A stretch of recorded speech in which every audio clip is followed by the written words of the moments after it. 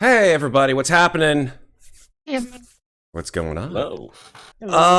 Hey, welcome to Slices and Dices. If this is your first time, we are I guess you would call it a sort of a role-playing game channel. We play a lot of role-playing game content here on Slices and Dices, a variety of different types of games, mostly Dungeons and Dragons, but we have a lot of other kinds of content too. We play. Well, heck, you name it, we play it, I guess. and amongst us all, we really love to help support a lot of burgeoning new content. And this is where we come to tonight's game, Magi-Knights, which is a newly kickstarted game based on the D&D 5e system. But content-wise, is very sort of along the lines of taking a lot of magical girl and Sentai content from the 90s. So you hit me right in the heart with that one. Oof. There's a lot of good stuff coming out of that. So if you like this is the system for you. Now, you may be listening going, who the hell is this guy and why does he sound so friggin' weird? Well, hi, I'm Matt. I sort of try to run things around here, and I've got a bit of a cold. So I've been drinking soup and tea and huffing meds. No, I don't huff anything. I'm way too old for that. But if I sound a little off and my voice squeaks a little bit, I think it's sort of like it's right in character for some of the people that you'll meet tonight. So I'm just gonna try to keep it together and rock out with my socks out, and let's just go. Let's go, right? This is episode 1 of our, I guess, sort of mini-series based on the Magi-Knights content, which just came out. I'm super psyched. It's gorgeous and so beautiful. I love all of it. And the creators, who have already helped to sort of give us this awesome hype train. Holy crap, we're already at level 4? What the shit? What's going on? Such strong support. Yeah. So many subs, so many bits. Thank you very much for all of your amazing support, and hopefully, guys, you like what comes at you tonight, and you'll stay with us for a while. I'm going to sort of reserve all my vocal and physical strength to give you guys the games that you deserve. But in the meantime, I'm going to sort of take a break to introduce the people around me who are playing tonight's game. I'm going to sort of go in clockwork fashion, starting with this guy up top right, and that is Richard. Richard, can you go sort of give us a quick intro and where we can find you on the internet? Okay, starting off with me. Yeah, you. Yeah. My name is Richard. I don't really have too much of a presence on the internet. I am on Twitter. That's what it's called, right? Twitter? Yeah, Twitter. I almost said Twitch. I am not on Twitch. Well, you are now. I mean, technically. Well, if you do find me on Twitch, it's going to be at this channel. But on Twitter, I go by Deathwing118. I don't post much there. I mostly do a lot of retweets of art, gaming news, any type of news updates, all types of things, anime, comic book related, whatever. Just anything fun and nerdy. Most likely you'll find me. Super. Thank you, Richard. Moving on down to Maeve. Maeve, where can people find you on the internet? Maeve, you can find me at Maeve Climber on Twitter and a few other places. You can also find me on our lovely Discord. And yeah, I mean, don't really have anything else. Thank you, Maeve. Moving over to Jonathan. You can find me on Twitter at freshly_zested and on Instagram at blue4orange. Just put up a couple things recently from a barbecue I did over the weekend, and you can also find me here too, in the more horror and spooky things, but not today. Good day. Awesome. I've just realized how much coughing I'm probably going to be doing, so I'm going to sort of see if I can mute myself on the occasion. Matt, I can't hear you. Yeah, you cut out. Oh, hold on. Well, the chat can hear me. See, this is what I did. I actually used push to talk, so you guys in chat, you can hear me, but they can't. I love this so much. This is so great. Hold on for 1 second. Oh no. It's okay. Well, any stream without technical difficulties. Hey, right? Look at that. There See, it works. See, I did that on purpose, though. I did it on purpose. Chat knew what I did. Oh, yeah, you're doing that again. See what I Okay, did? That was good. Okay. I just wanted to watch like the panic sort of like wash over your faces while I did that. How'd we do? Did we hold it It together? worked out. okay? It worked out. It was pretty good. It was pretty hilarious. So what I guess what I'll do is, just in case I do cough, I'm just gonna do this. Just because coughing is like the worst thing you could possibly do on stream, besides picking your nose. I'll just do this when I cough. I'll just hit my mute button like so.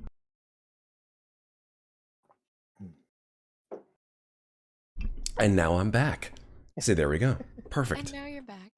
Yeah, streamers need like a cough button on their, like they have a streaming rig, which you can get just to hit the button, like if you're ever going to do that, and it automatically mutes your microphone. Don't have that. And I don't have push to cough, so we're going to make it happen. Push to cough. Someday. Amazing. All right. The doctor does. Dream, everyone. Push to cough, yes. Push off. That sounds like a setting you have to turn off manually on your phone. Turn We head would to the left. engage in push-to-coughs. Excellent. Push to Oh, This I'm is sorry. a- My push off was turned on. I have to shut it off. I'm sorry. This is a pun-rich stream, so if you are averse to puns, there's the door. And if you like puns and don't mind lighthearted puns and occasional chicanery and perhaps even some shenanigans, just hang out, right? Because this is what we do. Yeah, man, that'd have to be really loud to get caught on stream to get banned. I'm not gonna ban myself with a cough, Iron Wolf. I'm not gonna do that. That's not gonna happen. Let's keep going. Sorry about that, Jonathan. Moving from you over to this guy over here, bottom left. That is Patrick. Patrick, where can people find you on the internet?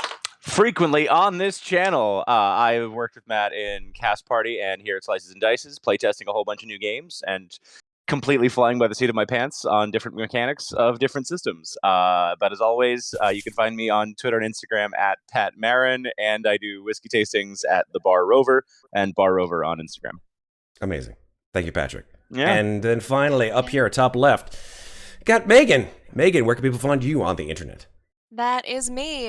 You can find me at Megan Lenapp on Instagram. I recently actually posted something that was not my cat. So, hey, everybody, enjoy. We all have to have variety in our posts, Megan. That's true. You can't just keep posting. What did you post, That's you. actually? It was a picture of Manhattan Henge and then a picture of my husband and I, selfie style, with Manhattan Henge somewhat behind us. That hasn't happened yet, has it? Manhattan Henge. 5 days. Yeah. First one has. Oh, it just started? Mm-hmm. So Maeve is giving a quizzical look at the screen. I don't know what that is. Google it, because we're not going to go into detail, but it's gorgeous and you'll love it. I'll post in the Discord later. Beautiful. Awesome. It's Perfect. pretty fun. Okay. With that, I think we've been given enough of an introduction. Let's give these people what they deserve, which is the first episode of what I believe will be, based on how much you guys like to talk and how little I like to talk, a 4-part series, I think, of this Magi-Knights, adventure. This is episode 1 of An Echo from the Stars. Stars. I knew somebody was going to do it. I knew it. I knew it was going to happen. It was just a matter of time. So, let me set the scene here with some appropriate 90s music. If you will, close your eyes for a moment. And yes, I mean it. Close your eyes. I'm doing this thing now, so you guys gotta go with me in this. And picture yourself now in the city known as Lapis City. Lapis City is a bustling metropolis of approximately, I'd say probably 1 million people. It's most of the time it has a very vibrant population. We're talking skyscrapers, but also we're talking on the outskirts, suburbs. Very calm, collected people who believe in science, believe in technology, believe in bettering mankind. But underneath it all, there is also something else, something mysterious. And we're going to sort of delve into that mystery tonight. Now, you may be thinking, I'm hearing some odd music. that may be reminiscent of a particular channel, a streaming channel where they have an amazing TV show that may have some relevance to this. You'd be half right, but there is also a specific portion of this story that is not all mystery and investigation and strangeness. It is also about cool 90s action. That's right. We've got some amazing folks here who have a secret identity, and that secret identity is revealed only in the presence of these crazy folks that they will be battling tonight. They will be transforming into these alternate identities in order for them to fight the forces of evil and yet keep their, hopefully their grades to an acceptable level. That's right, these folks are indeed high schoolers in the 1990s. Each of them, however, are not just normal high schoolers because of the fact that, you know, they go to school every day, they have friends, they have their own social difficulties, etc., etc. But also in the fact that each of them has undergone an event within their past. And that particular event caused them to be noticed by a specific individual known as Kyrix. Kyrix is the Herald. The Herald of what, you may ask? Well, we'll find out soon enough. But that Herald takes the shape... Should I tell them now? No, I'll let the story decide. Let's start with the backstories for these 5 folks. Hopefully you've had enough time to sort of determine your backstories, because each of you have very specific backstories. We're going to go sort of, again, around the corner, except we're going to go counterclockwise. We're going to start with Megan. And we're going to go into a very brief description of Megan's character, Emiko, and then follow along to Patrick, then Jonathan, then Maeve, and then Richard. Not only are we going to find out about their character, but we're going to find out about, well, what that event was and how it had an effect on their life. So let's start with Megan. If all the rest of you guys could mute, that would be great. All right. So Emiko Yokota goes by Emmy. She is half Japanese, half American, and she lives with her family in Lazuli City. And Did I say Lapis City? I think was it oh, Lapis? sorry. Okay, I was making sure. I'm like, am I in the wrong city? Holy crap! Maybe it's that my mind goes to Lapis Lazuli automatically. It's very similar, very similar, very similar. Yes, Perhaps 100%. I called it incorrectly. My apologies. All good, all good. But so she lives with her family. She is 16 years old. She has black hair with these striking gray eyes. She always keeps her hair pulled back in a ponytail because when she is not spending time with her family, she is doing after school activities and running track. She is a sprinter, and so she can run the 100 meters in about 11 seconds, which is pretty fast for a non-Olympian, just so everyone knows.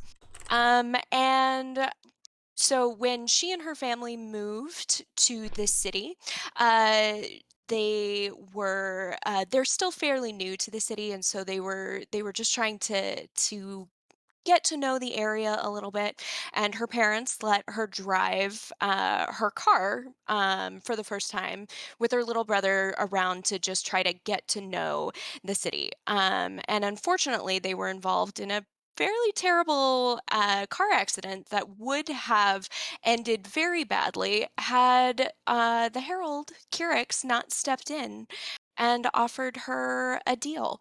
I will save you and your brother's lives from this terrible accident that may or may not have been her fault in exchange for your help with some growing evil. And how do we vanquish this?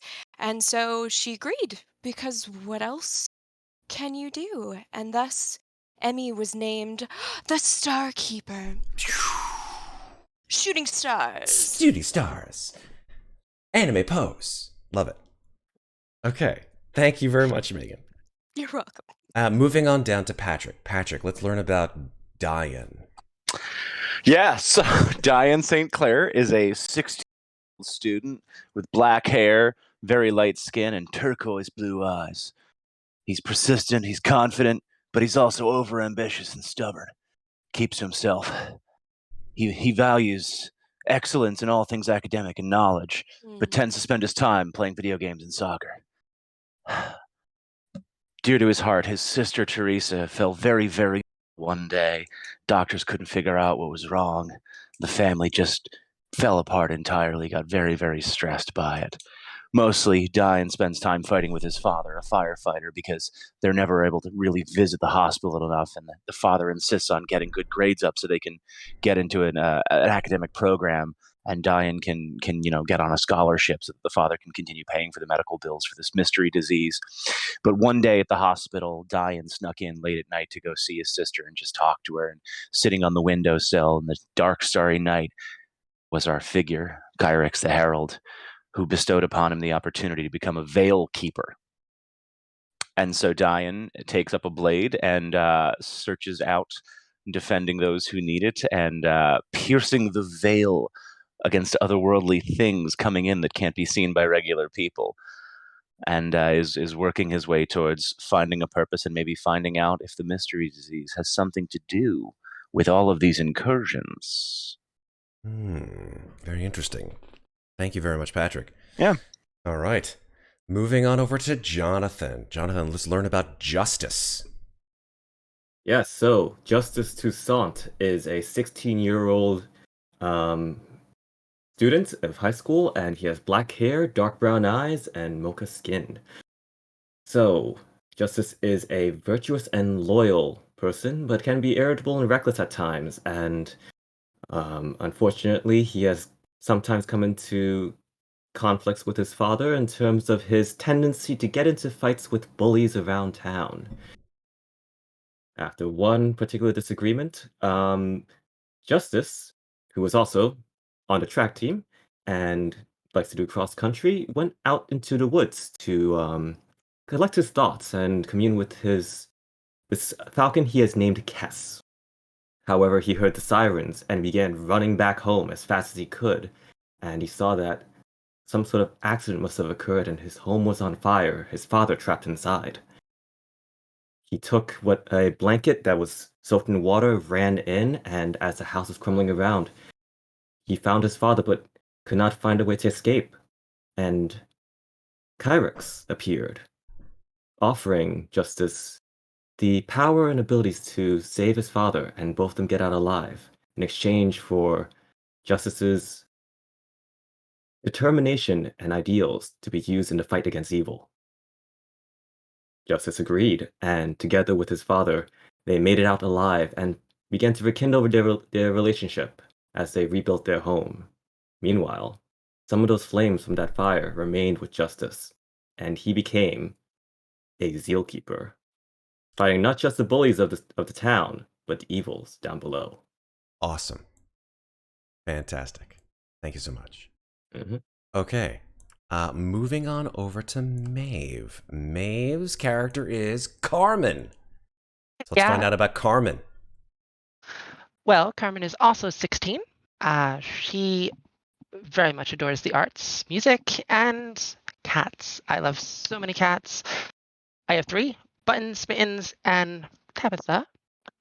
I go to school just as my friends do, and I do a really good job with my grades. I'm very confident, very optimistic.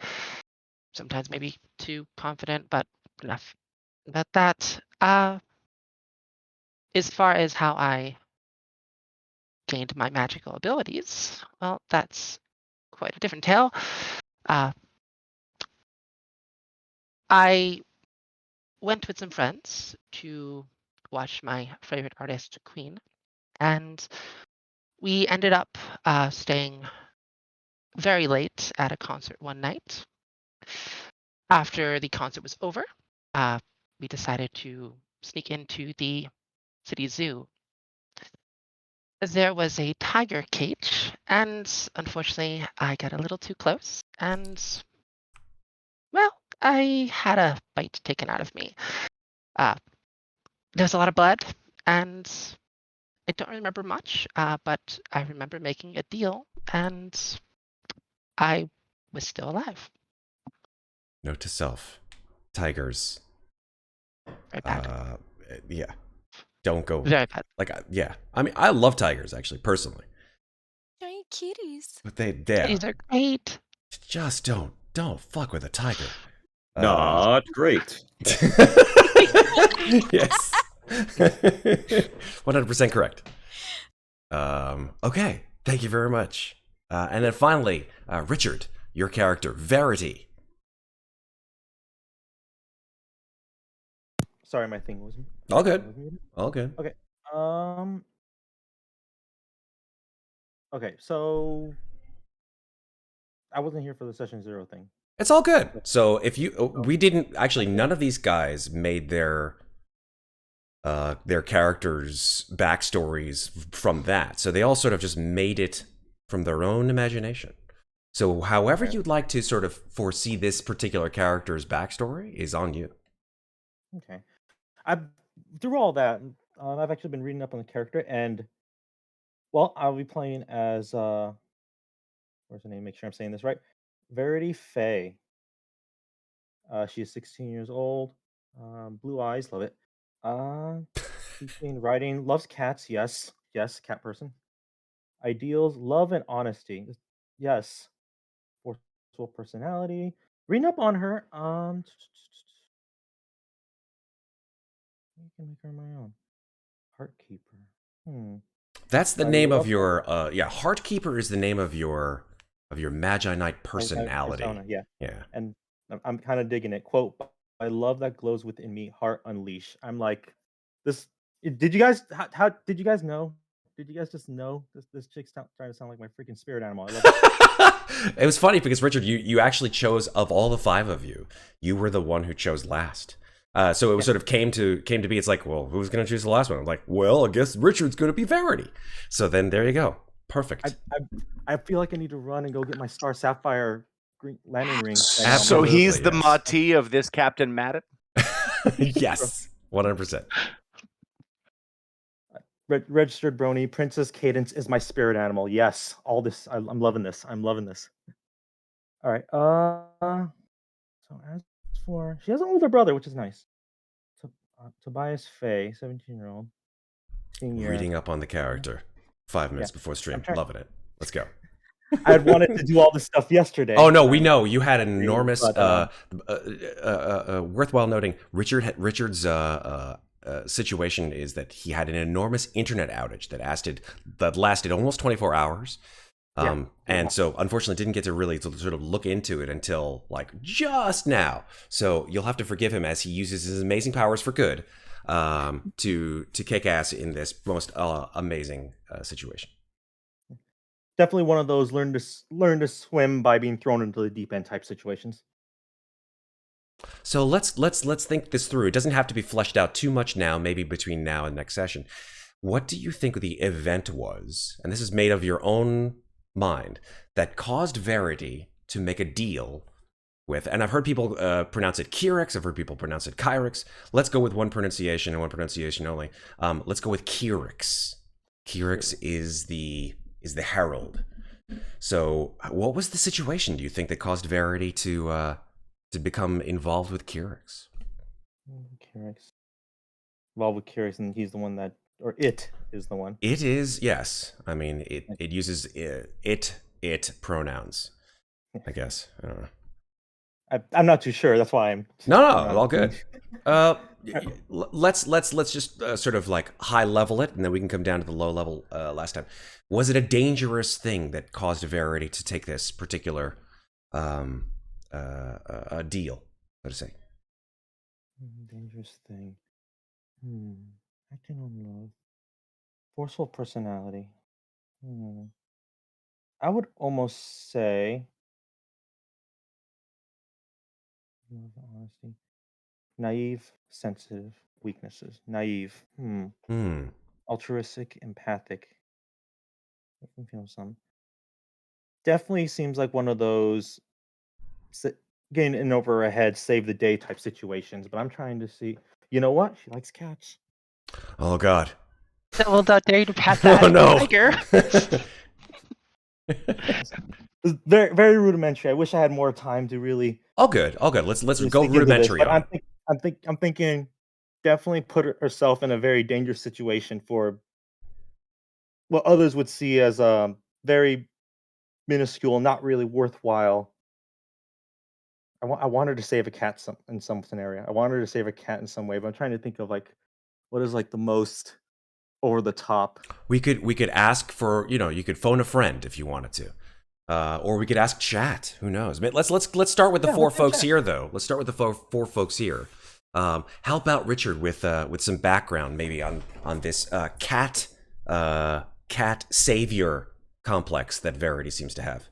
You climbed a 100-foot tall tree to save a cat and fell In a thunderstorm. in a thunderstorm. In a thunderstorm? We're talking about that one of them Thundercats. She got struck my by God. lightning Jonathan. on her way I feel like- down. Jonathan. I feel like I like the idea, but I started thinking like, where would a very high place like have? Under a tree sounds. Ooh, I'm thinking construction site. This Okay. is a city, yeah. Oh yeah, very This much is so. city, City. yeah. Yeah. City, yeah. I do like the thunder. Skyscraper under construction. I do like the thunder strength thing. Metal, exposed metal. Okay. That's heavily conductive. Okay. I'm seeing And the parts neurons.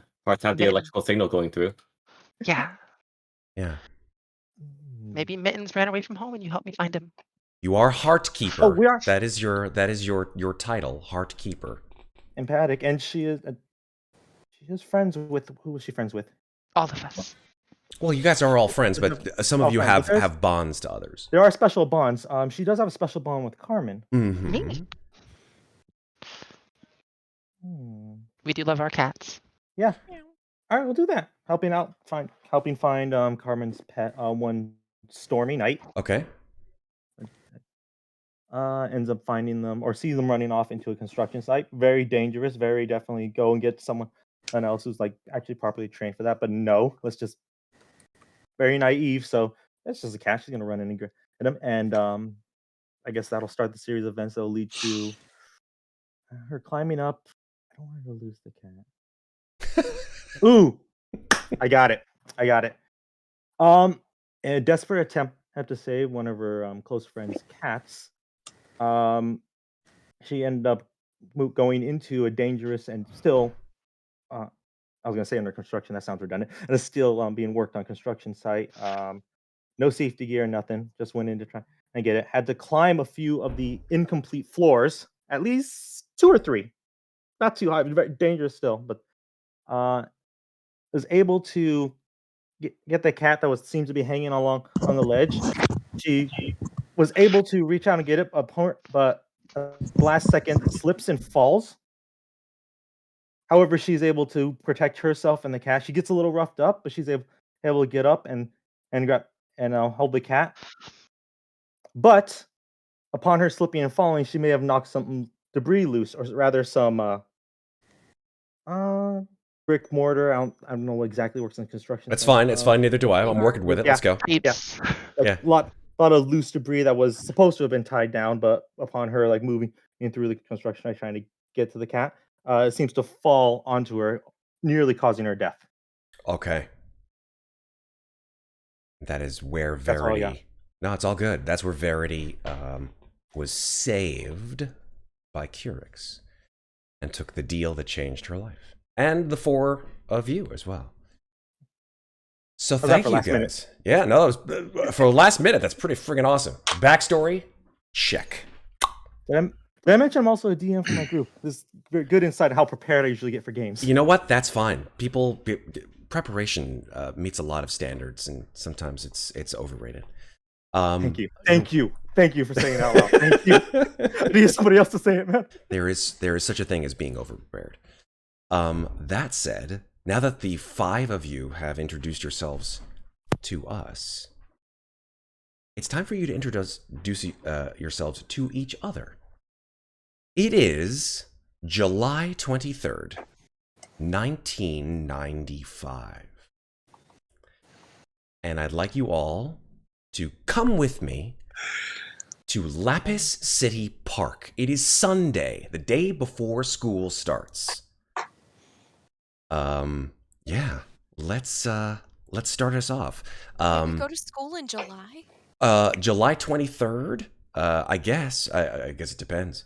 There were a lot of winter snow days Okay. Yeah, in December, and so they're Sure. making us go to school early. it's a It'd be like Lapis it'd be City like- is not your standard American school, right? Yeah. They Fair. have very strange. They have specific school days that We're work one on of a those trimester. weird year-round schools. Yeah, they're one of those trimester schools. They don't work on a semester base. It's weird. It's cool because the school that you go to is actually quite important, and we'll get to that in a bit. But you all hang out and know each other well enough to know that the day before school, the afternoon before school, is the day that you all hang out and start talking to each other about how your summer was and all that jazz, and maybe introduce not only yourselves, but also your alter egos. So, let's go with this. I'm going to set the scene. You guys are in the park. It's late afternoon. All the little kitties have gone home. It's just the 5 of you. And in fact, let me show you what the park looks like. Hold on for 1 second. I have a map, and I will bring everybody to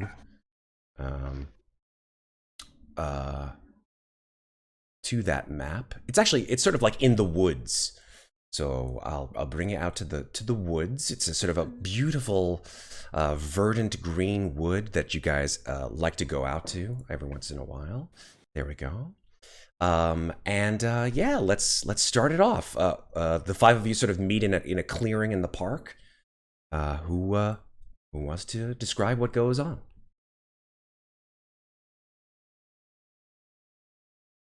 Don't all start at once.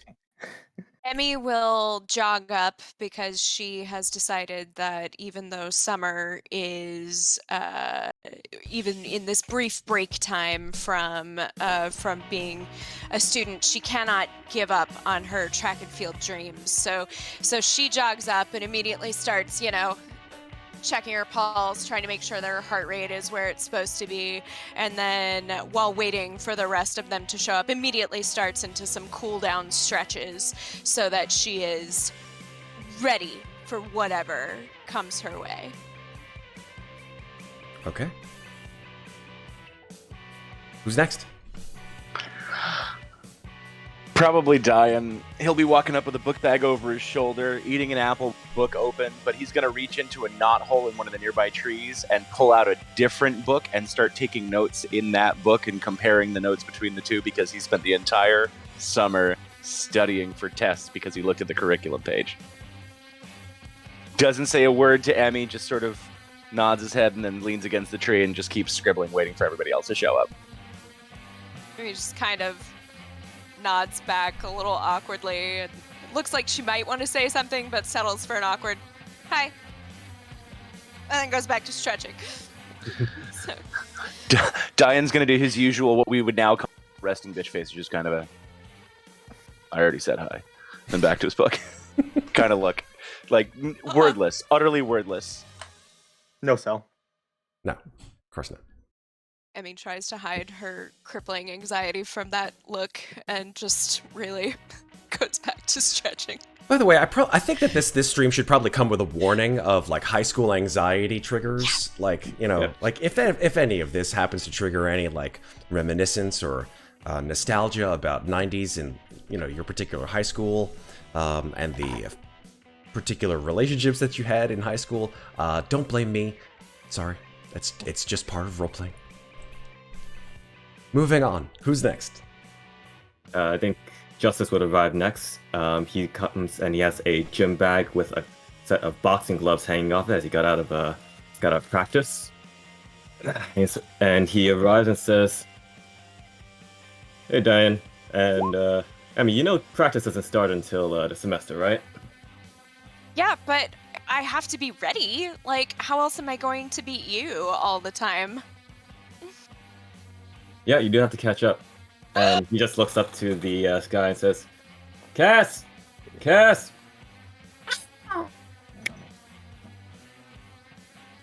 Bird just comes out of the sky and lands on his shoulder. And he feeds it a cracker or two. I don't actually know what falcons eat. This falcon just flies in, just lands on your arm. Yep. Hot damn, amazing. Almost forgets to be embarrassed by that burn as soon as she sees the bird, and it's like, is he new? Did you have him last year? Yeah, No. he's my running buddy. Oh, a running buddy. Mm-hmm. Maybe that's what I need. Most Okay. people use dogs, my guy. What? Sounds like the perfect time for Verity to come in on the scene. Okay. Writer. Okay. She's gonna come up. I guess not fully aware of everyone and everything that's going on. She seems to be nose deep in a book. Only is actually a notebook or a diary of some type. Has a bunch of sparkly, shiny stickers, mostly hearts or heart shapes. She seems to be writing something down, mumbling to herself, till she looks up and asks, anyone knows another adjective for lovely? I spelled probably like 3 times in this one paragraph. I feel like it's overdoing it. Well, it depends on what you're trying to convey. You know, there's adorable and Well, I use that twice already. pretty and I use that once. I use it again. Dayen. Dayen's not even going to look up for his book. He's just going to say picturesque and turn a page. Jesus Christ. Yeah. She nods and just writes it in. Seems to be keeping like a regular or doing some type of writing story. It looks like a diary, so it could be record of what happened in the day. Or she just seems to be nose deep in the diary. Okay, cool. And then finally, upon the scene, Carmen. Carmen is actually sitting under a tree. It looks like she's been there for a little bit of time. You guys probably know that she usually comes to this tree, usually hangs out into the shade, just kind of takes a little cat nap. She's just gonna wave over. Hey! What time you guys got here? we haven't been here long. I saw. Sorry if you're waiting. Mm-hmm. Still in the writing. Seems to be finished now. Okay. The 5 of you meet. I would say you guys chat, sort of slowly over perhaps the next 20 to 30 minutes, getting over your crippling anxiety of social failure, and coming to terms with the fact that the 5 of you guys all are essentially in the same boat. I don't know if the subject of your particular alter egos comes up, or if it does, it may be sort of mentioned, perhaps sort of almost sort of like a passing thought. It's never like outright like, hey guys, do you know what I am now? Until there is a gust of wind. And the 5 of you sort of shield your face, and we sort of see the typical like anime pose of like the 5 of you like just going and like there's like hair blowing in your face, and the grass is rippled by an unseen force that seems to sort of move in all places around you, and there before you is a burst of light. A red light, and you sort of shield your eyes from it, and there is a sort of an enormous sort of hissing sound as the grass is scorched from the entrance of an entity that it seems that only you all individually seem to think that you knew, but now has revealed itself to you directly. This is Kirix. Kirix, I'm going to show you all in chat, as well as the 5 of you, what Kirix looks like. Kirix is a very interesting kind of creature. Kirix looks like a red panda. Here, let's blow him up a little bit. But he is a red panda with wings and horns coming out of his head, and a very special sort of emblem, perhaps tattooed or somehow or other affixed to its forehead. And Kirix sort of spins around as the wind dissipates, and sort of as he does so, a little flash in his eye, shing, and sort of sits down, looks at the five of you, and says, "Well, looks like you finally all made it here at once." Dayen's going to sigh deeply and close his book, but he's going to leave the hair that's blown in front of his eyes. Just look up with him with the one eye and go, "So much for being subtle, huh?" Subtlety was never my strong point. So they got something too, huh? Oh, well, yes, of course. Well, you're talking to multiple people, so it can't just be me. Logic dictates. Dayen, you alone. talk too much. Hi, everybody. No, I see him too. Hi. Hello. Hey, How y'all Wow. doing? How you feeling? You all, so you all can see him? Okay, good. Oh, yeah. Well, him, her, it. You can call me whatever you want. It's fine. I'm not really, well, I don't really use pronouns at all, but you could just call me Kirix. Well, it is adorable. Yes, I am. That is correct. I just want to. Can I pat you? Oh, wow, that's really demeaning, but that's okay. I'll accept. Sigh. Whale is so floofy. Yes. That could be me and Verity saying some kind That's of so floofy. I love it. Kirix has sort of large amber eyes that glitter with starlight, and is indeed the floofiest of floofs. And as Carmen, as you sort of pet the soft brown and black fur, or red and black fur, it is just like beyond,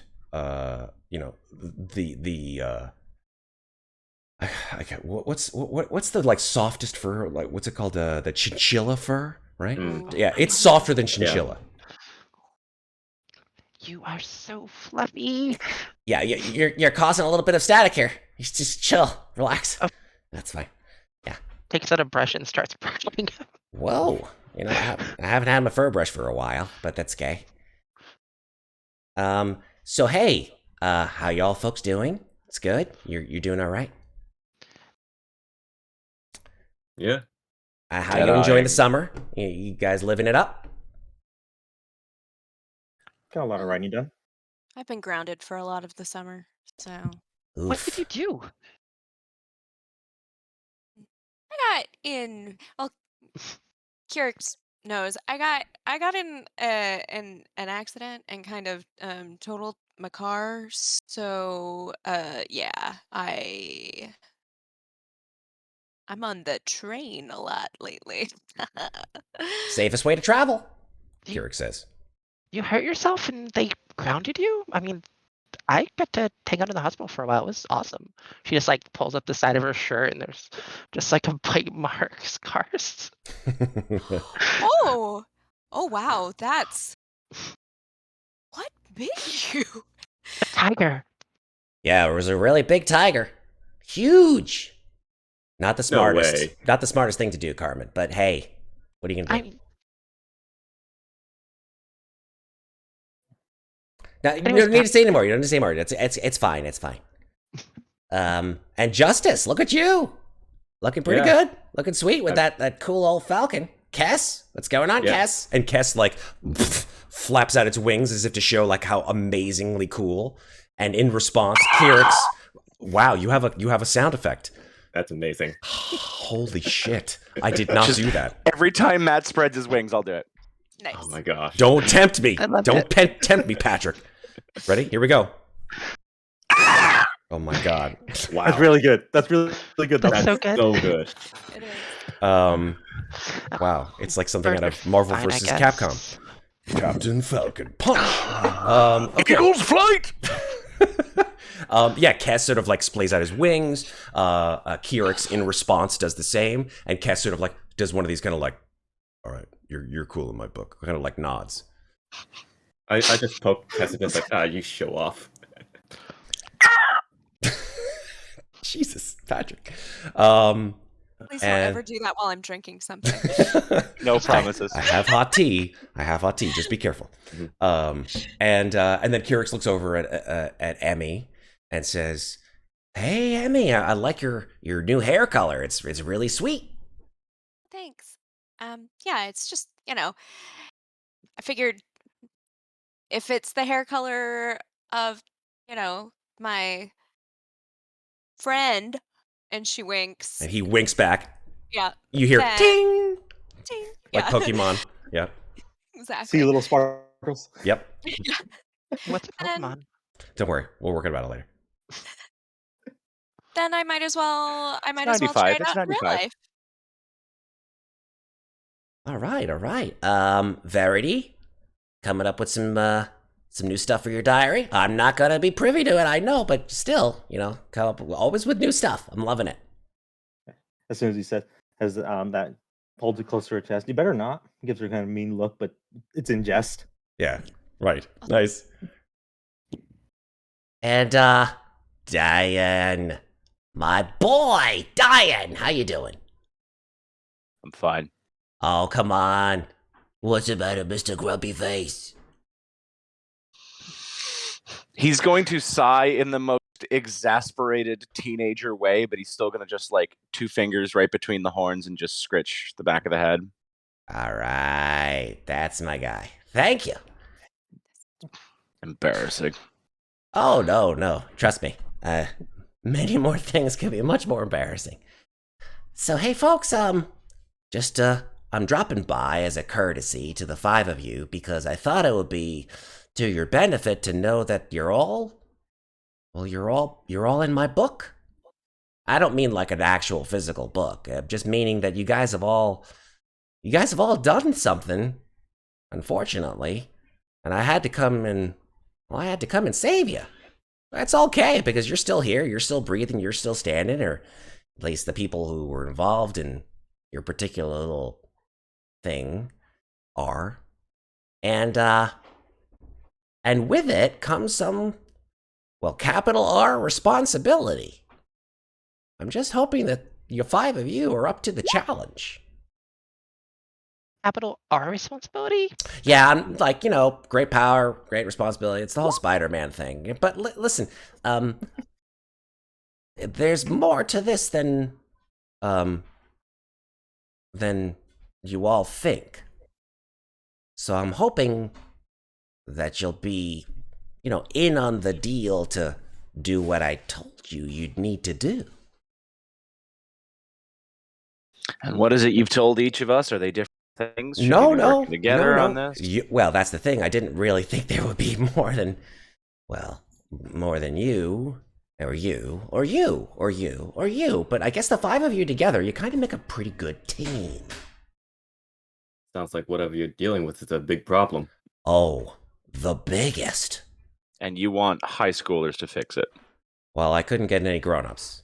They're kind of dumb. Yeah, that's true. Yeah, they're pretty dumb. Yeah. Yeah. I was not in the title. Like everybody's like, People agreed with me. and She Kirix tries to hide that immediately. Kirix sort of like Kirix walks up to you like Emmy, and he sort of like pats your shoe and looks up at you, and like he gives you the full on like anime eyes, like set eyes, and he says to you, "You have so much within you. Don't worry. People will do more than just agree with you, Emmy. They'll be your friend." The nicest thing anyone has ever said to me. Oh, it's gonna be hard. And then he flaps back so that the 5 of you can see him properly. And he or gets it. the anime heart eyes. Yep, 100%. For like just a second. Kirix says, "Now I don't want to scare the 5 of you because I only mentioned it, at the very beginning of our deal, but there's a problem here in Lapis City." And that's when like the wind sort of picks up again, and you guys look and you see sort of dark gray clouds coming across the sky. He's like, "Every time I say this happens all the time. I can't mention it." Have you tried phrasing it differently? No, I have to. I have to say it exactly this way, otherwise it won't have meaning. He says, Listen, there's this. Jeez, come on with the clouds, always, all the time. There's something coming. Is it a catas- It's Is it it's a not a cat. catastrophic? It's not a cat, Carmen. No. Calm down, relax. No, is it catastrophic? Oh my God, is it catastrophe with the puns, Carmen? It's the invading evil. And Kirix's voice gets like super deep and resonant to a point where it sort of like echoes out from his own like place on the ground. And it sort of like causes a little bit of a goose flesh on you. Because normally he's like, you know, normal, cute Kirix. But then when he says the invading evil, it sort of just makes you all look at each other for a sec. So, and he goes back to normal. Just letting you know, I gave you these powers, assuming you guys know that you have them. And They have powers too. Oh yeah, every one of you has powers. You're all part of my crew now. I have a question. Oh boy. Yes. Since it's capital R for responsibility, is a capital E for evil too? Oh yes, very much. Capital I for invading, capital E for evil. Are they all letters capitalized? Like no, I don't go caps lock on EVIL invading evil underlines? because then people think I'm screaming at them when I say invading evil, and then it goes the wrong way. I'm sure no one will make that distinction. Yeah, Order of the Phoenix hasn't come out yet, so we don't have that baseline just yet. Yep, 100%.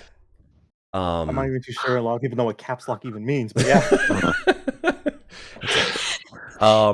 Kirix says, listen, I'm not joking around when I'm saying that things are going to get very, very bad here in Lapis City. And maybe even, and he sort of looks around the park to make sure that no one is around. Maybe even the world. Unless, of course, the five of you can come together as a team and fight off the invading evil in the form of, in the form of your Magi-Knight powers.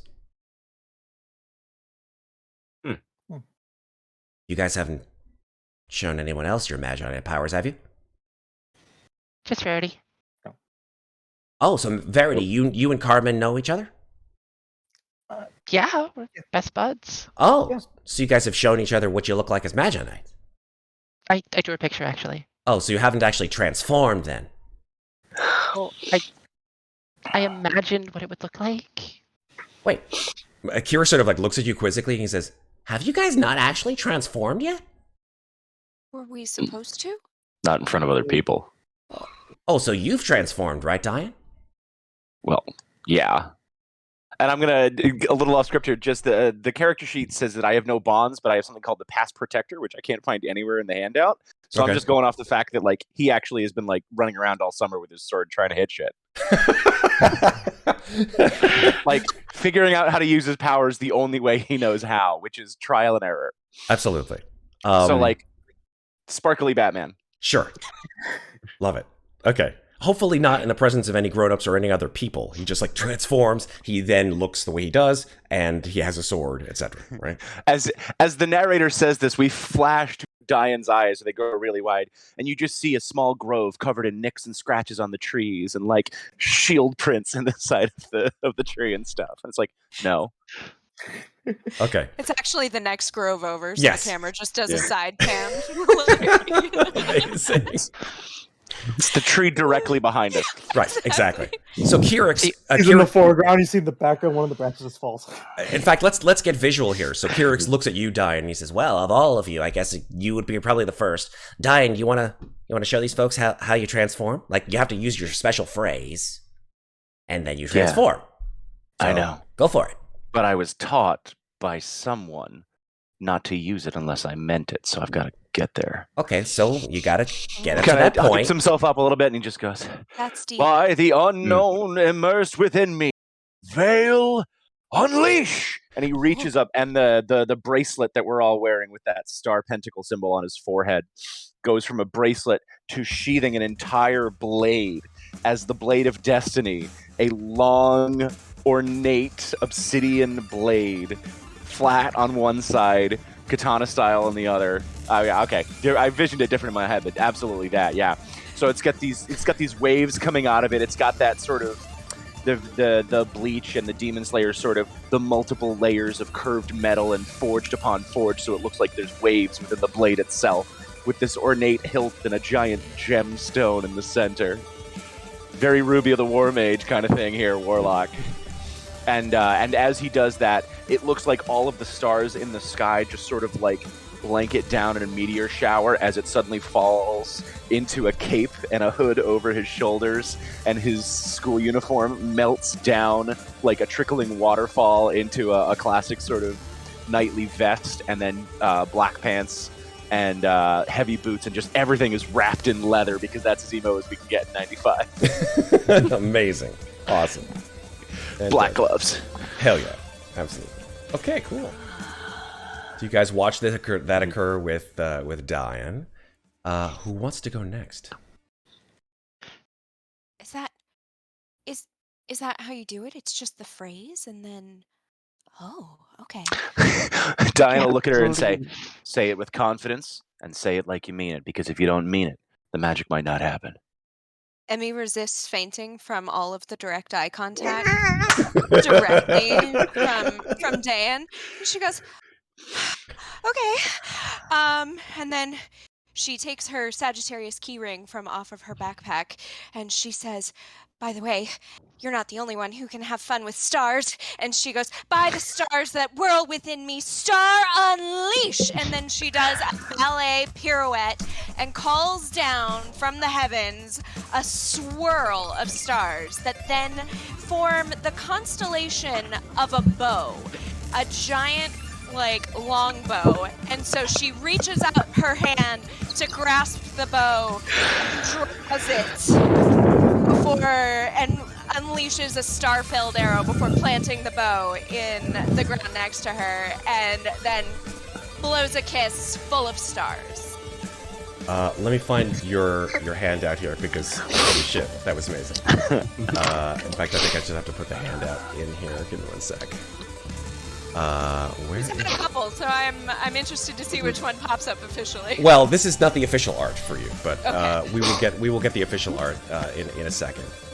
Where is it? Dayen is going to stoically keep the eye, do that little gulp, and just go, yeah, like that.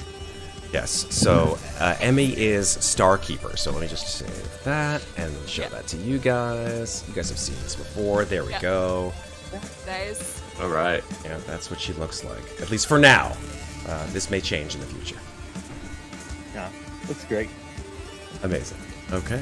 And then, so she is very much a she's the same, but she is different, just like Dayen. All right. And who is next of the five of you? I'll go. Okay. Not bad. Yes. Give me some space. And Kes flies off, and Justus takes Hold on. Wait. Yep. Patrick. Yep. There we go. Sorry. Yeah. Roommate text message. I was a second behind. That's what Kes was doing. He was texting when we took off. Yes. It's just the feathers trying to fold over a cell phone in 1995. So Justus holds his fist and says, by the howling flames within me, Zeal, unleash! And he raises his fist and punches the ground. And from it, flames emit up his arm and it coats his body. And he stands up and he's dressed in this racing suit with a black vest. And his head is engulfed in flame, which hardens into a red helmet. And his hand is still flaming in his fist as he straightens up and just cracks his fist together. And Kes flies and lands back on his shoulder. Amazing. Oh, that was so cool. Does Kes transform? No, he just sounds older. He just sounds older. Sounds more mature. He gets the thicker eyebrows. You can see the fire in his eyes that really comes to the forefront. I want to go next. I want to go next. Okay, Carmen. Okay, Carmen gets to go next. Carmen, Okay. please. Dayen, you said believe in myself, have confidence. Yeah. Yeah, you got to Okay. believe what you're saying. All right. Okay, I got this. By the music that blooms within me, song unleash.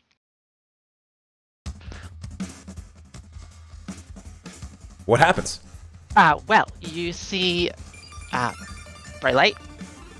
You see her hair grow longer, and just like typical anime girl poses, first you see her hand, and then you see her other hand, and her hair grows longer, and she holds this giant mace and slams it into the ground, and her Amazing. fitness becomes just beautiful yellow outfit with musical notes, and to top it all off, she gets ears.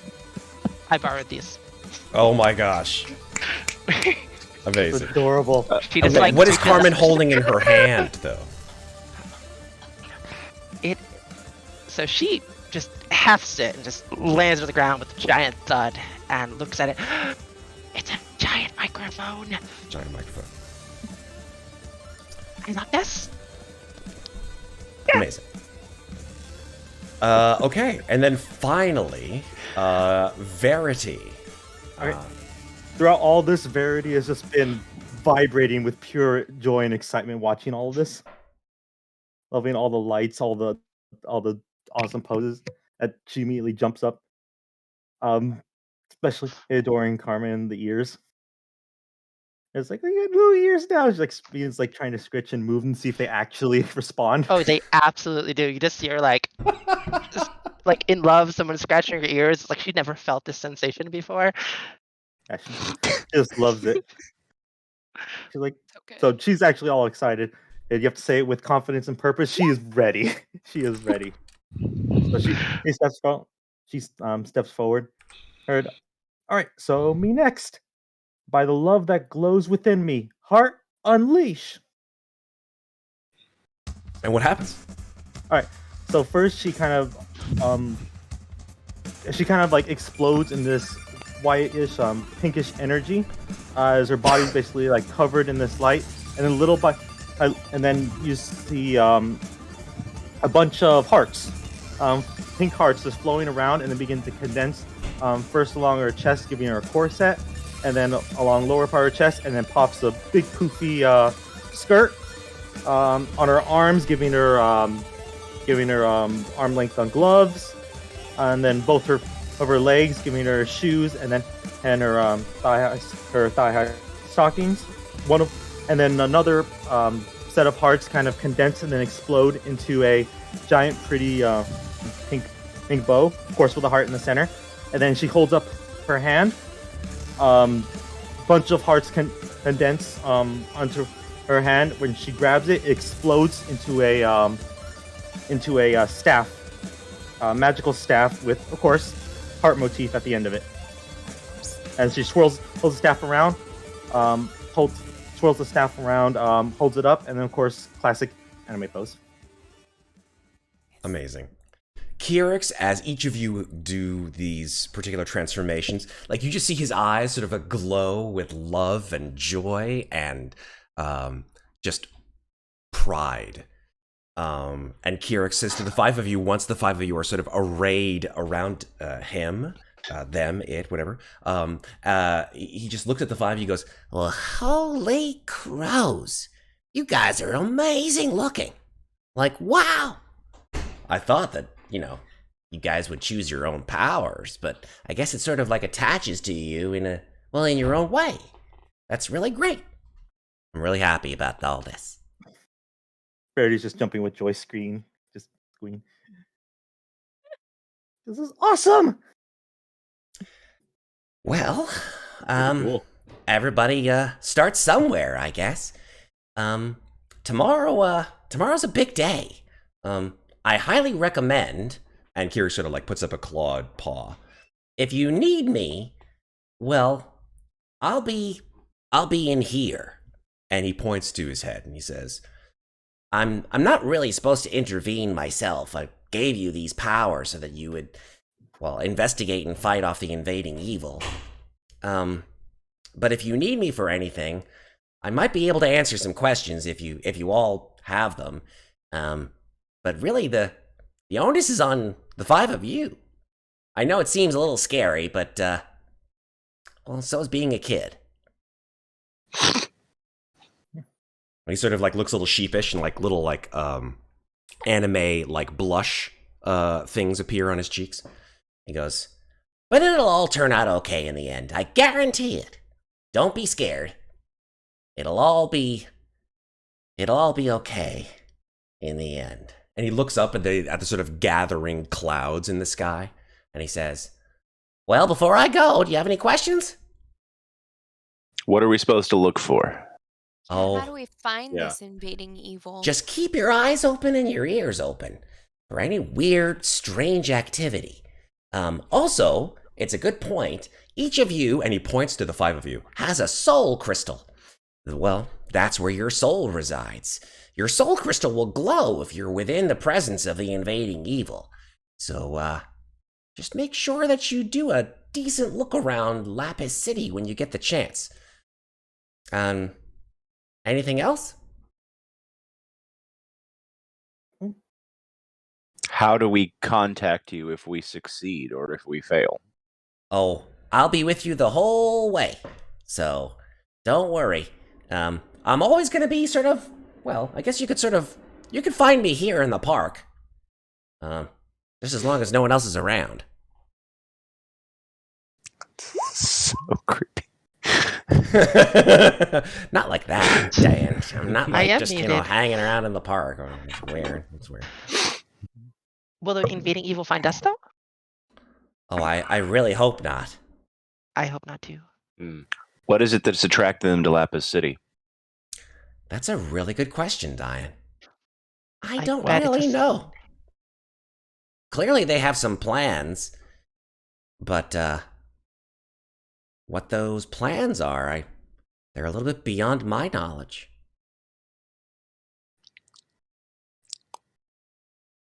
Okay. Well, wherever Thanks they for the are, information. wherever they are, we'll be there to meet them. I like your style, Justus. Well, seems like you guys are a little at a loss for words. I think it's time for me to make my exit. You all take care now. Stay in school.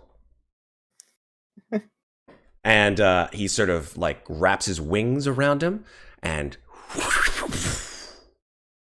disappears.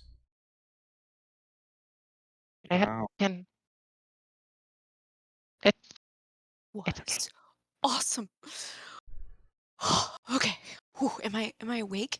Emmy just pinches herself. Ow. Verity Yeah, would actually- No, wait. you're awake. We're all standing around looking ridiculous. Oh yeah. Verity would actually run up to Emmy and compliment her on her hair. That hair looks just gorgeous. Thank you. I really like your skirt. It's I know it's so ruffly. floopy. She does a little So- twirl. It's Dayen, good. you And have Carmen, your ears. I know they're so cute.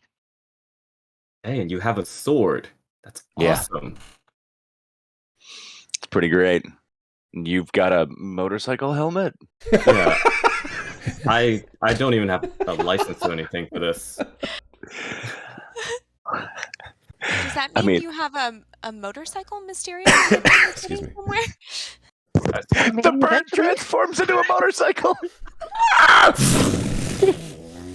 That would be the Oh coolest my thing. god. That would be the Be coolest thing. awesome. Maybe at level 3. We'll see.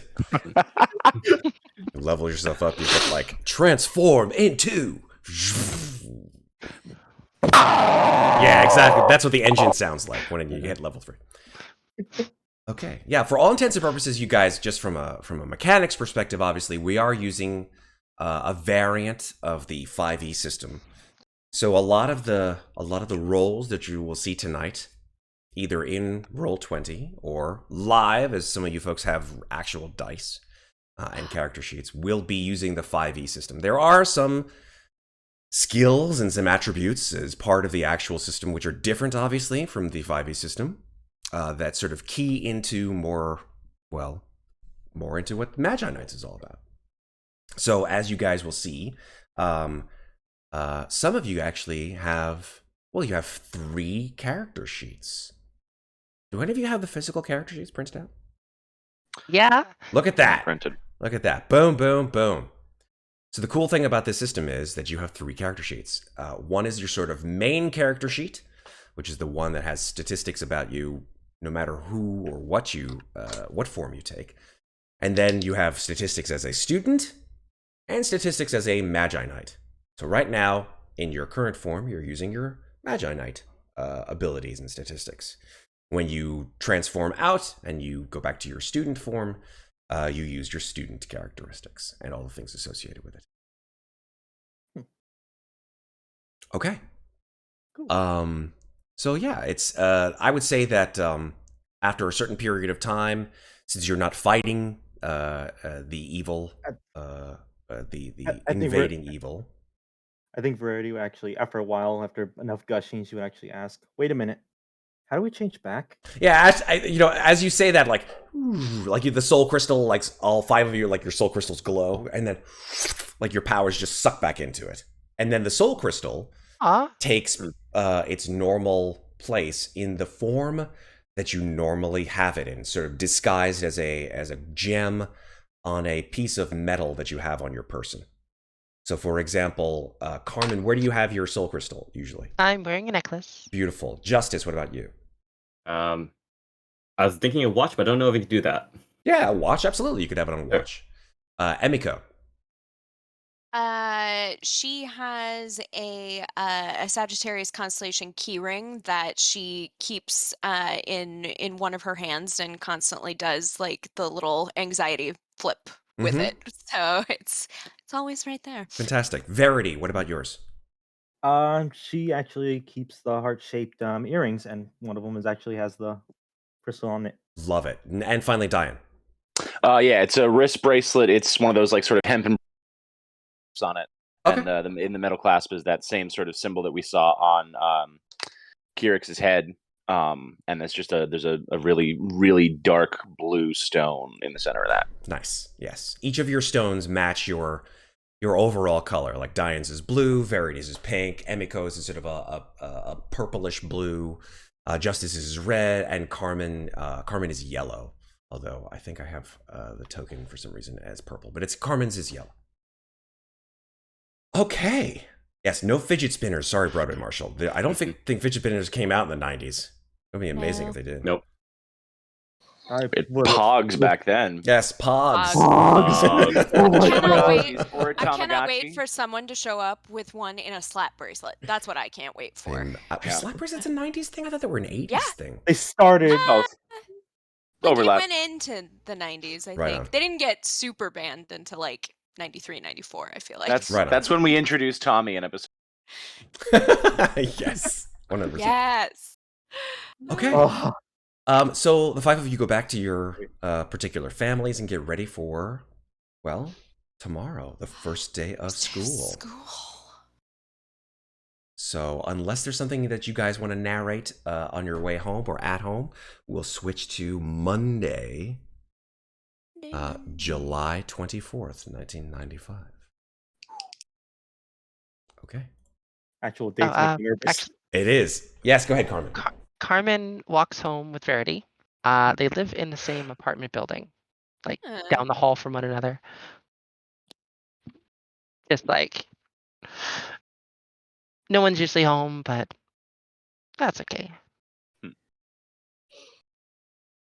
Okay. Carmen has friends. Yeah.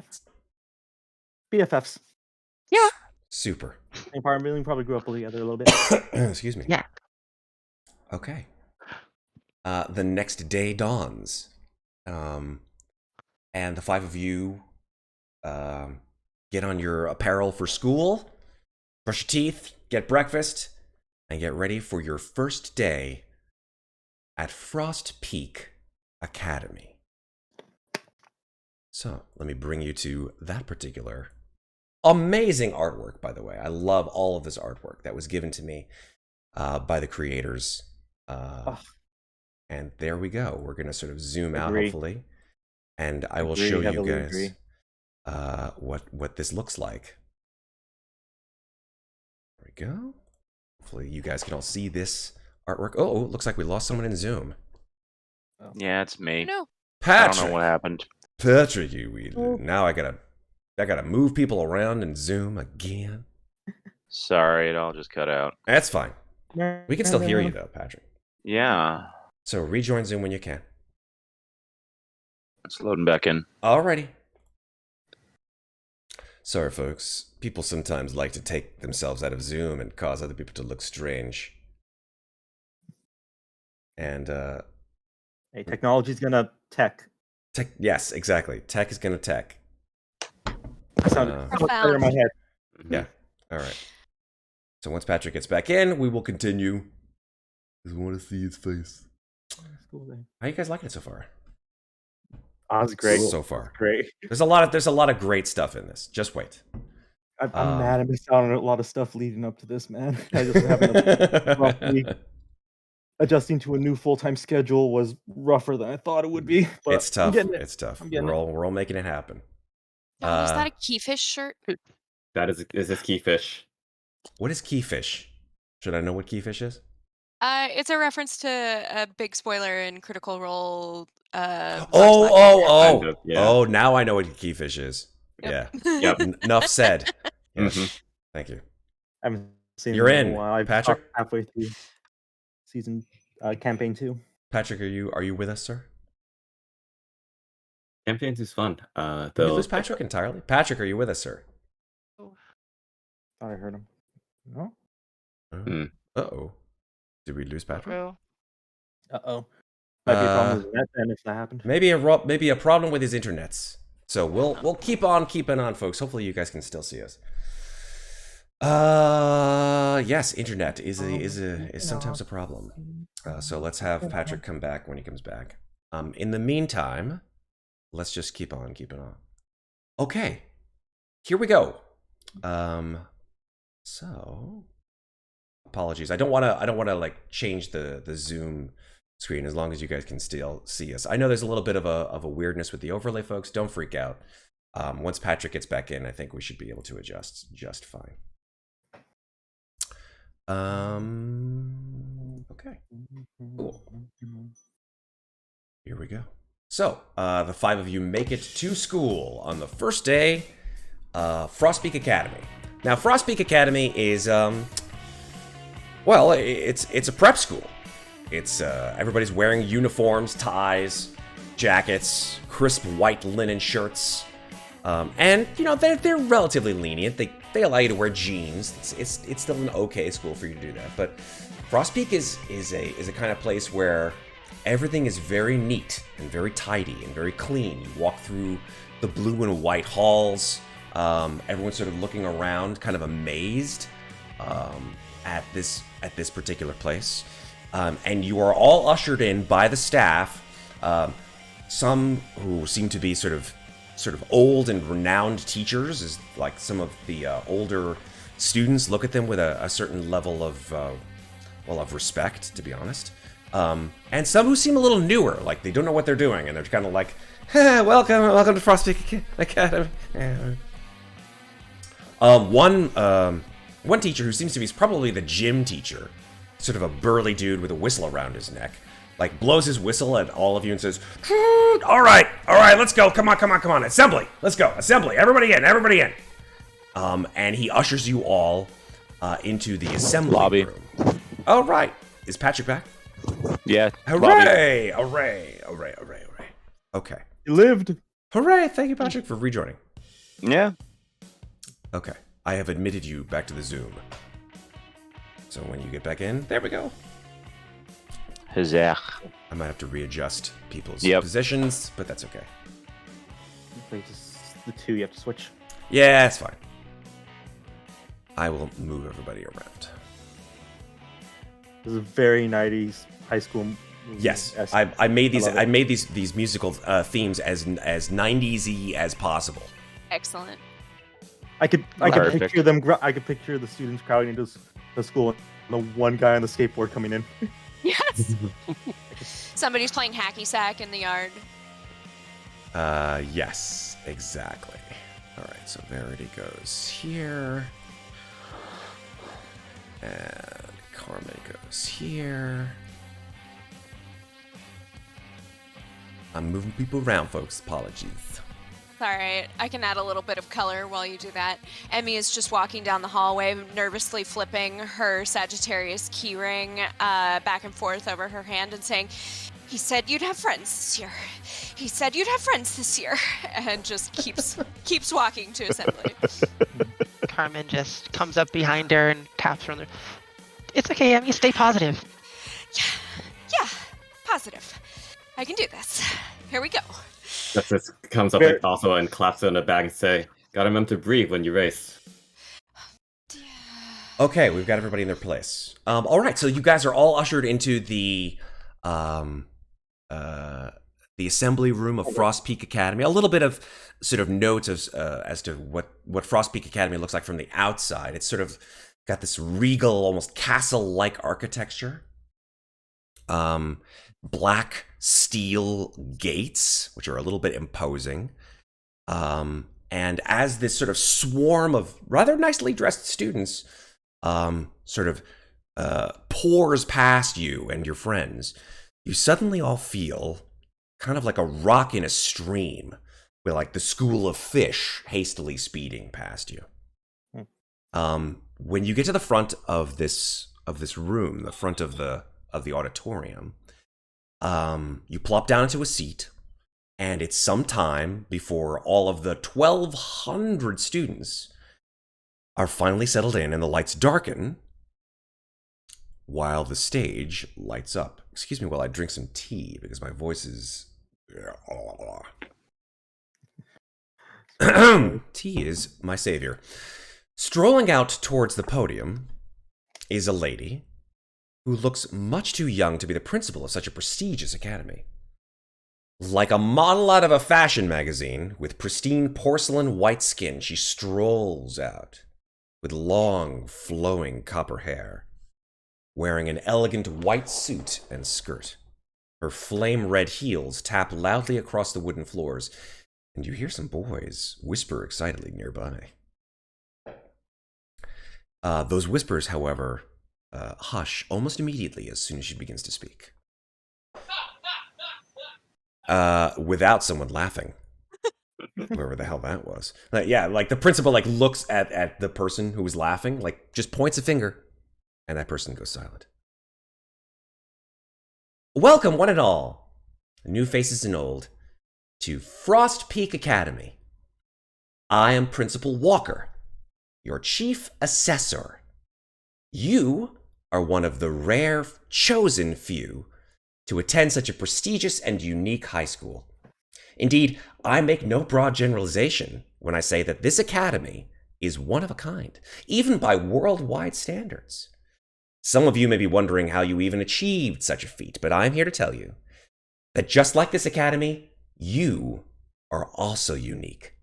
Like diamonds, we will push you to your limits, press down on you until you can bear no more, and ultimately you will be the better for it. Brilliant, radiant, and unlike any other individual you shall meet in your future.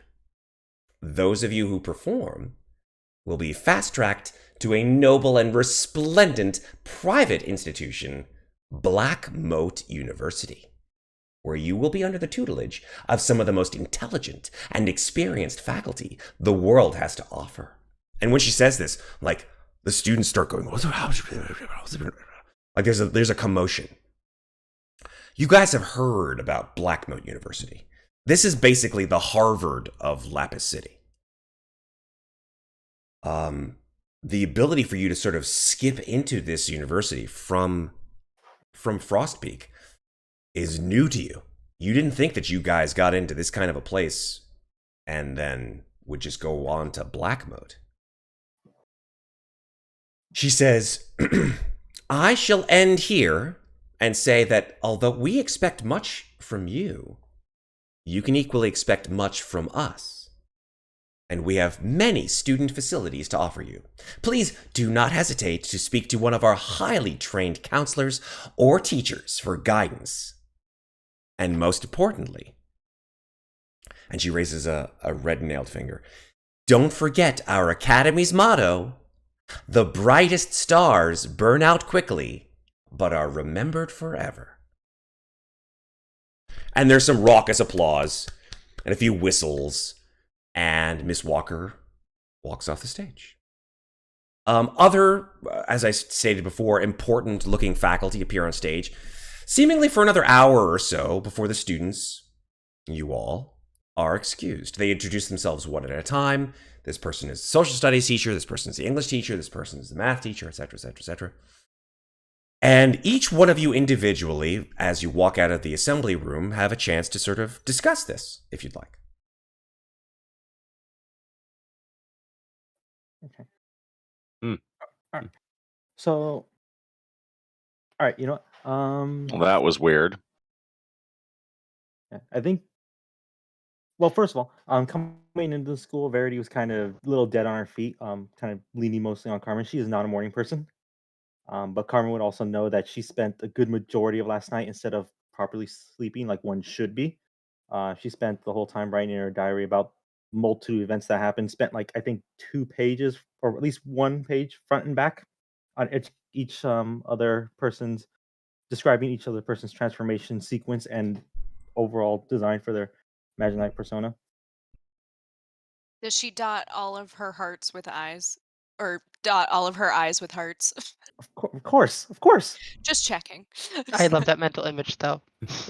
Yeah, but after the assembly, she's kind of woken up a little bit more. But she would like to point out, I'm still half asleep. But is it just me, or is the school motto basically "live fast, die young"? Did seem a Yeah. little weird, and I don't like it when stars burn out personally, but That's just a odd phrasing, I think. I'm But still trying to wake up. You'd think a principal wouldn't encourage a bunch of high school students to burn out. It seems counterproductive. well, yeah, but could you Mhm. imagine getting into black mode? It is very prestigious. oh man, my parents would be so excited. It's gotta last that long. Most would be burnt out just from the trial of attempting to even get in. Ugh. Not to mention our new extracurricular activities for the fall.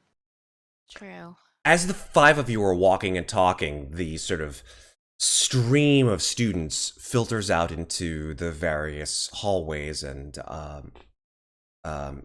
sort of portions of the school that are attributed at this point in time for breaking you all into your various groups. So you do find letters you find tables with faculty members sitting behind them with the letter of your last name. So you sort of broken into like A through G and then H through like T, etc. And then that particular faculty member behind the table gives you your school schedule, as well as a map of the school, a paper with your locker number and your locker code, along with some other items that we would probably get if you were, your various textbooks, binders, etc. So you have about an hour. School handbook. Yeah, school handbook, absolutely. You have about an hour to meet up with any friends beyond the ones that you have right now, of course. Get familiar to where your classes are located, or because you didn't have any early morning classes because of assembly, just head on over to lunch, to the lunchroom.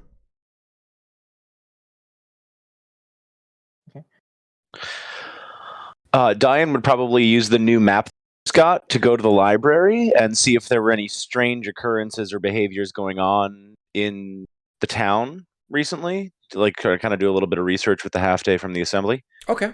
At this point in time, the library is closed. Now, Okay. Here's the way that this game works. It's actually quite interesting. During your school day, you have the ability to interact with your students, your fellow students, your teachers, of course. Try to get through your morning and afternoon burdens. God knows we know that school can be a burden. And use lunch to sort of refuel yourselves for any and all stress or social anxiety that you might have that you've garnered throughout the week or even the day. After school is over, you have free time, which you can use to go about your own particular student extracurricular activities, meet up with friends, do specific things that would increase your overall bonds with one another, as well as potentially get yourself some cool new stuff. It is only after that particular free time phase that the five of you can use the sort of lingering hours of the afternoon into the evening to start investigating, during the investigation phase, the strange goings-on around Lapis City. After investigation phase, you can choose to go on patrol. When you go on patrol, that's when you five decide whether or not you want to actually patrol through the streets of Lapis City during the evening and see if you can find trouble, or hope that trouble may not necessarily find you. That's what the sort of overall day looks like. Not to mention, of course, sleep phase. You do need sleep. God knows we all need it. So after patrol is over, assuming you just survive, that means that you'll be able... Sorry, did I say that too fast? That means that you'll be able to get some well-needed shut-eye. So not now. Basically. Just have to save it for later. Okay. Basically. Sure. Then yeah, start walking around the school, familiarizing myself with the different classrooms and where I'd be attending certain classes. Sure. Yeah. Okay. The interesting thing is that the five of you, although you have disparate last names, not all of you have the same last name, obviously, or even the same last letter. You all have the same classes, the same class schedule. You look at each other, sort of compare notes, and see that you all have the same afternoon classes, the same morning classes during the week. Classes switch between sort of an A schedule to a B schedule, and so you're able to go through that. What do you know? Should we take this time to, map out what the quickest routes are between classes and maybe where some of the exits are in case we need to exit quickly? And she gives a very awkward wink. I think wait. Verity would jump in. And sounds like a good idea. We should also find some places to hide and transform if we need to. Oh, that's a good idea. Yeah, it's actually an interesting thing. Now, you know probably intrinsically that transforming into your Magi-Knight form is tougher and perhaps not necessarily painful, but perhaps not as long-lasting if you are not in the presence of an outsider force, meaning a force not from your particular dimension. Now, Kyrix is definitely not from your dimension. He is a force from outside of your reality, but definitely a force for good. So the ability for you to transform in his presence wasn't so difficult. To transform, however, into your Magi-Knight form, not in the presence of something from outside of your dimension, might be somewhat difficult. Makes sense. All right. So with that said, it's lunchtime, folks. Let's move on over to the lunch map. I've got another piece of brilliant art of the lunchroom. Okay. Ooh. It's lunchtime. Let's go. They look like backdrops to visual novels, and I love it. Yeah. Good. Let's see. Here we go. So there. I think these are sort of like photos, which were brought through a filter, because like that's really good. I love all of this. Let me zoom out a little bit. That has to have been, because god dang. That's some good stuff. It's good. Good. Okay. So you all sit down. All the kids start talking to each other. What's going on at lunchtime. Let's choose one of the five of you's favorite 90s high school lunch. Jonathan, in high school, what was your favorite lunch? Oh, the pizzas that were like a rounded rectangle? Yes! Yes! I was Amazing. I was gonna bring it up. I didn't know if anyone Yeah. was going to have square pizzas. So bad. It's like rectangle, but it's like rounded at the end for some reason. Yeah, so one of those, milk, of course, grab an apple. Cool. Carton of milk. Carton of milk. Turn it around. there is unfortunately a face on the other side of that card. Oh. Have you seen? It does. It says missing. Oh. Yeah. Yeah. For a second, I thought that was going to be the next handout we got. Unfortunately, no, I did not create a missing handout. That's a little too on the nose. But there is indeed. That milk? Got. There is a. Let's see if I found it here. Hold on one second. If I find. Give me 1 second. Let's see if I can find the person who's missing. Sarah Smith. It says Sarah Smith, 16, missing. Okay. And you see that on the container, you see a picture of a pretty but somewhat sort of nervous-looking girl with blonde hair, thick black framed glasses, and braces. Oh. Does it say how long she's been missing? It does Didn't not. it used to have the date on it? No. Okay. Yeah, it just says missing. Okay. Oh, that's depressing. It is. And she's our age too. Yeah. I So, wonder if it's connected. I would like you all, as you sit down, to tell me what you're doing. Dayen is probably just sitting with the apple touch sheets and is reading the school handbook to try and like understand like how he can break the system without getting caught. Okay. Like following all the rules, but then being able to bend around the rules that exist and figuring out what it is that's going to allow him to get the academic excellence to get into black mode. Okay. Now, you have lunchtime activities. So I'm going to give you the option. You guys tell me, because I'll give you sort of what's going on during lunch, and then you guys tell me what it is that you guys are focused on. There are a couple of boys sitting at a table nearby, and they're sort of like talking about something to themselves. They have their hands to their faces, and they seem to be talking quite excitedly about something. The school newspaper sits on a print stand inside a sort of a sleek but plain red box. Then there is there's something going on outside the lunchroom. There's like the recess yard, I guess you could call it. So if you are perhaps not in the mood for food, you can see what's going on outside, because there seems to be a lot of noise going on outside. Yeah, those are sort of the three things that are of note.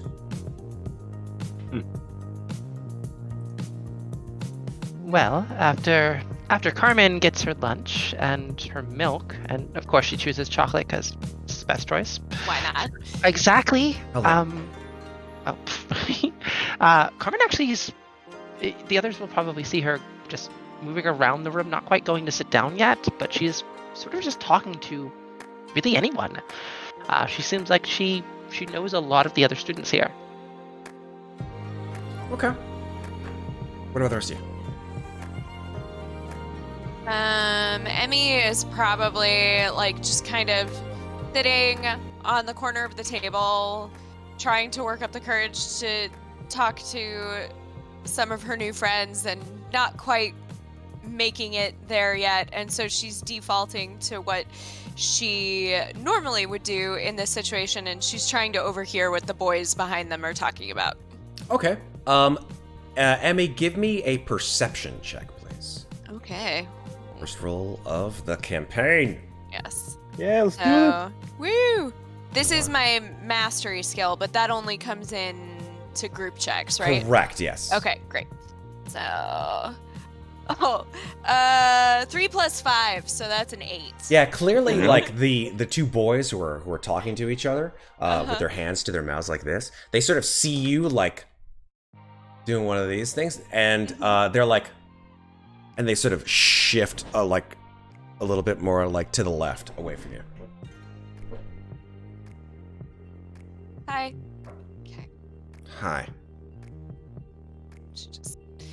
She just goes back to drinking her milk, and she like tries to like do that thing where you just, you know, get the straw with your mouth, but she misses and then ends up just for the straw, and then finally catches it and just sighs to herself, and then accidentally splashes her milk in her face because the air bubble from the straw like comes right back. This is like right on the money, Megan. Has this happened potentially like multiple times to you? I'm just wondering. Let's just say that I was actually homeschooled in high school, and college was an interesting time for me. It's cool. So, No judgments. It's a good time. It was a good time. All right. Justus, what are you doing? Yeah. I'm probably just going to see the kind of crowded lunchroom, and it's feeling a little bit too much inside right now, so I'm going to go outside. Okay. As you go outside, go ahead and give me a perception check, please. Okay.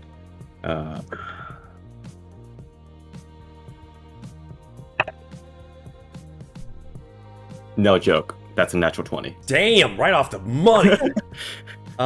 You notice a couple things as you sort of like immediately go outside. Now, I'm assuming that Cass is not with you because Cass is not allowed to go, unfortunately.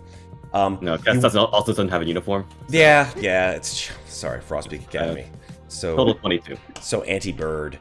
You notice a couple things. One, the vast yard outside of Frostpeak Academy is beautifully manicured, green, verdant. You see that there's a couple of basketball courts, a handball wall, very finely painted, a couple of trees, very finely well-attended trees. Underneath one of these trees, you see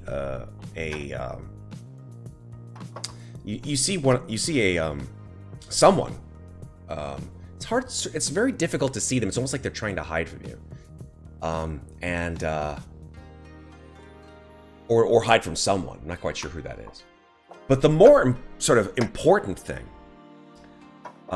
is... Oh, I'm sorry. I'm getting some rules clarification here, by the way, from the people who have made Magi-Knights, who are also in stream. What's up? Thank you guys for an amazing game. Number one, you get to use your skill mastery at any time, not just in squadron skill check. Great. And they also want to see Cass fan art wearing the school uniform. Just saying, Justus.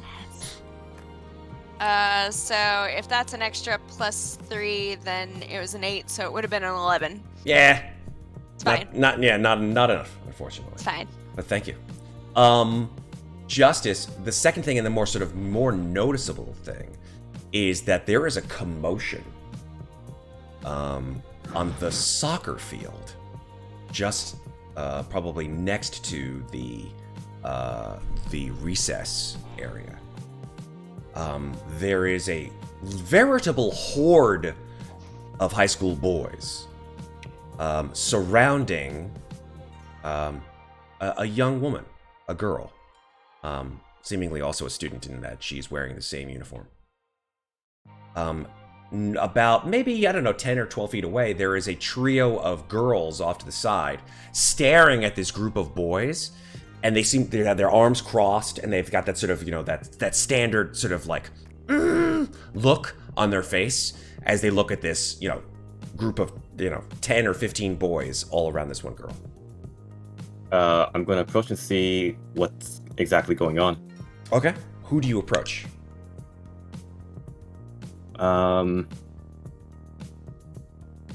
Good question. Let's see. I'm going to approach the trio of girls and say, hey, what's going on? Okay. The middle one of the three girls is a sort of beautiful, I think she's well, actually, I have a handout. You don't recognize her, but she does have, she has some identifying, like a tag or something like that on her. And it says, Cordelia Jones. She's got sort of brown hair. Here we go. I'll show you guys what she looks like. There you go. Oh, they're adorable. So cute. It's a good reference. Yep. Cordelia Jones and her two friends are standing outside, and as you approach and say, hey, what's going on? Cordelia sort of looks over at the group of boys, and she says, our boyfriends, I don't know what's gotten into them. They just bolted They went to go see Lacey. And like they've got this look on their face like, oh my god, I can't believe it. Lacey, Lacey, Lacey. And she seems pretty upset. Who's Lacey? Well, her! And she points to the girl in the middle of this giant mass of boys. Can I see if like Lacey is like in distress or like soaking up the attention? Yeah, first thing you do is look over in the giant sort of group of boys, and they're all sort of like trying, none of them are aggressive toward her. They're all sort of fawning over her. When you look at Lacey, I would like you to make a roll. This is a saving throw. Uh-oh. Oh no. Make a saving Oh throw. no. Make a saving throw. Here we go! First, yeah, this is a saving throw. DC is going to be 15. This is a roll to resist something. Any stat? What is your magical stat? I believe that. Let me check that. You have a saving throw resist, which is usually 8 plus your 8 plus your magical ability.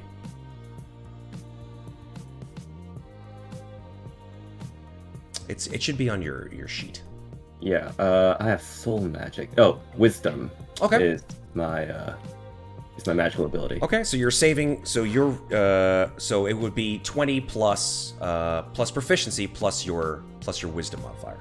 Cool. Okay, so that should be +4 total. Okay. Ooh, that's a 9. Okay, so I'm gonna pass you a handout. And well, I guess it's not worth my saying. But when you look at this girl, first of all, I'm going to show you the handout of what this girl looks like. She's wearing a sort of a pink chemise. She's got a sort of a little bit of a small smile on her face, long brown hair, hazel eyes, and she just sort of looks a little overwhelmed. Let me show you what she looks like. Here we go. There she is. Aw. Oh. She is so cute. I'd fail that check too. Yeah. She is not wearing a school uniform? She, well, I think it's just this particular It's a preference. instance. She's Okay. It's just the art, but she should be wearing a school uniform. Okay. And when you look at her, you understand why all these boys are absolutely smitten by her. Justus, as you look at Lacey, you think, man, if only I could speak to her. If only I could talk to her. And Cordelia, she snaps her fingers in front of your face, and you sort of bring yourself out of it for a second. Hey. What? What's the matter with you? Oh, all boys are the same. He's... Accurate. Oh, Well, I guess since we are, I'll go see if I can rescue your boyfriends then. And Justus is going to go over to that group and say, "Hey, Lacey, we've been looking for you. Come on." And try to move my way through the group towards him. Okay, as you move towards the group, first of all, it's like you're moving in jam, because the very visual effect of Lacey on you is you realize then and there as you get closer to her that more than anything, you need to be there for her.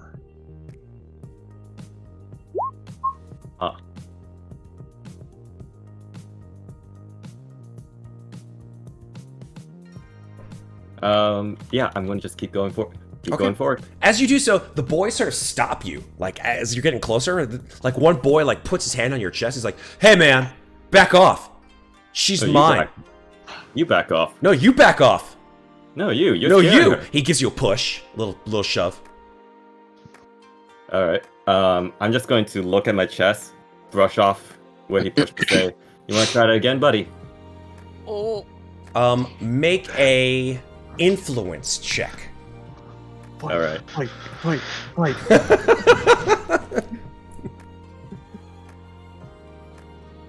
That is 14.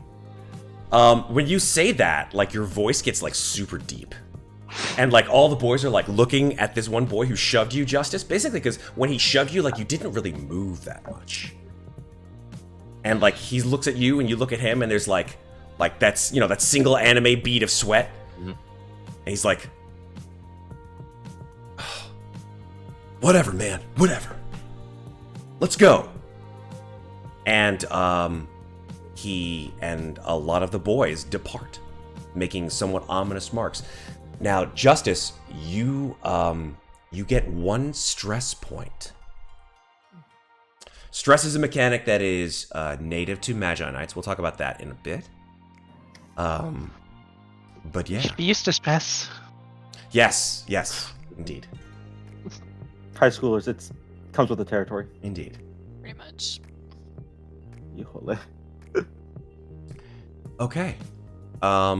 Let's switch back off of Justus to Verity and Dayen. And Carmen, of course. Back in the lunchroom. Carmen, you said what you were doing, so let's give Verity and Dayen some chances here. Okay. Verity is actually gonna do one of the lunchtime activities. She's gonna go around and listen to gossip. Okay, cool. Well, I'd like you to go ahead and make a perception check. Perception? Yep. Is perception? Okay. That is any. Interesting. Perception is gonna be +2. Yep. I'll have my physical dice on me immediately, so I'm gonna use roll 20 if that's okay. Whatever works. So it's gonna be this +2. Yep. Okay. So that is a 13 total.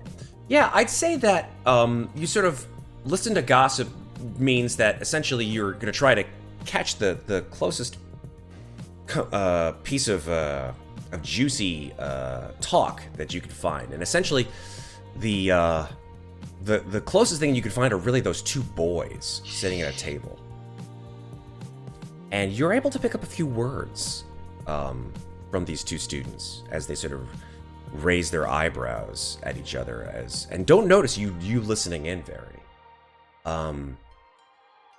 One of them says, yeah, I don't understand what it does, but I think it's really important.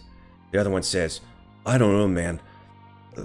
I heard really bad rumors that those 3 boys, I don't know what happened to them, but they never, they disappeared. No one ever heard about them again. And that's when they sort of notice you listening, Verity. And they stop talking. Okay. Sorry, I didn't mean to interrupt. I just couldn't help but overhear. What was this about missing boys? They look at each other and they look at you and they're like, nothing. Hey, hey, Tim, you done with lunch? Yeah, I'm done with lunch. Okay, I think it's time to get to class. You look at the clock on the wall, it's like way before class. And they leave.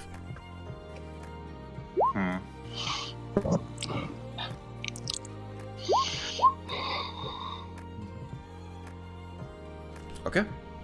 Let's switch over to Dayen.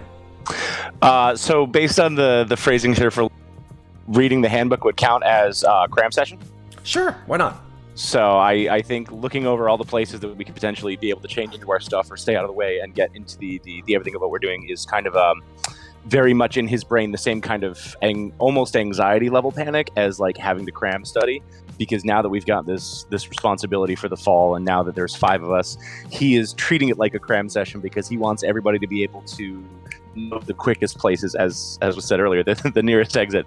But to work with the sort of the nature of like a battlefield tactician, like, you know, when the high schoolers think they understand Sun Tzu's Art of War because they've like watched sports games, he's very much got this sort of sports field tactic of he has to treat the entire school as a battlefield. Okay.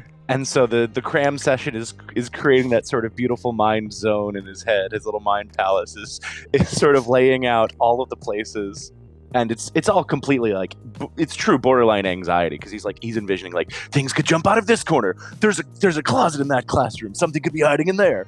And it's like one of those little montages of him like running through scenarios as he's just like face down in the book, which is why he misses everything else that's going on in the lunchroom and out in the soccer yard. Okay, cool. So, in doing so, you can choose either the 4th, 5th, or 6th period class. I'll tell you what they are, actually. Yes. You.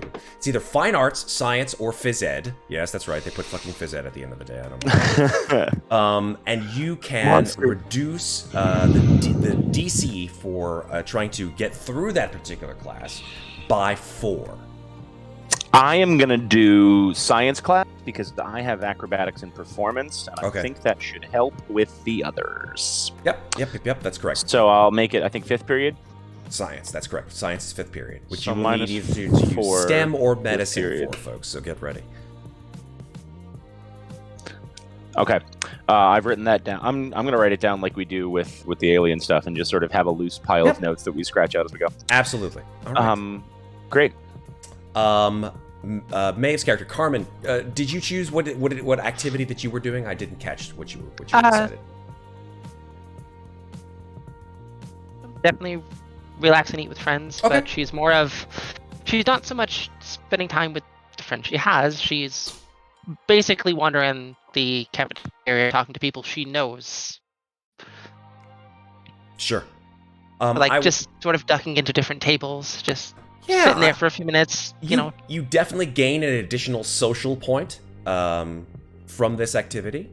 I would say you could use it, a social point at any point in time for various. We'll talk about social points soon and what we use them for. But social points are kind of like what you use during your student activities for the most part. Question, actually. I see it heals 1 stress or gains 1 social point. If you have no stress points, you get an additional social point. Oh, that's right. So you get 2. That's correct. 2. Yeah. That's a good point. What are you guys doing? Nothing. Milk. You guys are making like this all about milk. What the fuck? You said it was a pun acceptable zone. I did. It was a pun. We're pun just living up to our brand. Oh, I haven't even started with the puns. Oh no, don't. I know. She will eat you with puns. All right, that's cool. Matt, does my little brother go to this school? No, it's a high school. Okay. Well, it says he's a freshman. Oh. In high school. Yeah. Oh, then I guess. Well, maybe not this particular high school. Okay, great. I was just like, because since he was a freshman, I was gonna say I would try to like look in on him if he was here, but if he's not here, then I won't. I feel like that's an option. We can talk about it. Let's keep it as an option. Sure. Okay. He was sick today. Absolutely. So he's not here regardless. Okay. Or excuse me, I should probably say irregardless. Irregardless? Yeah, sure. Do it the right way. Thank you. If I'm going to be a high school student, then I might as well. Okay. We need... No, go ahead. Please, finish. Oh, I was just going to say, to finish out my Mean Girls joke, we need to definitely play this on October 3rd. Yes, so, yes, we do. I completely. Is he just sitting at home eating ice cream in his pajamas? Watching The Price is Right. Okay, so you guys have successfully navigated lunch. And now it's time to head to afternoon classes. And I think as you guys all head into your afternoon class, the 4th period class, which is fine arts, you all wander into the class. And you all sit down, and there are smocks, and there are paint brushes, there's paint, and there are canvases. You all get ready to come out with your particular things of what you draw. I want you to give it a think of what it is that you use during fine arts class while we take a well-deserved break. So, we'll come back in 5 minutes. Don't go anywhere, folks. This is where we get into the real nitty-gritty. It's art. That's right. Can you survive art class in high school? Oh, man. I love art class. Is it finger painting? No. This is with brushes and fucking, like, art and stuff, and you no. will be Oh, judged. God, You will acrylics. be judged. Oh, dear. A single drop of sweat has come down my brow. This is worse than any red dragon that ever dared to attack me.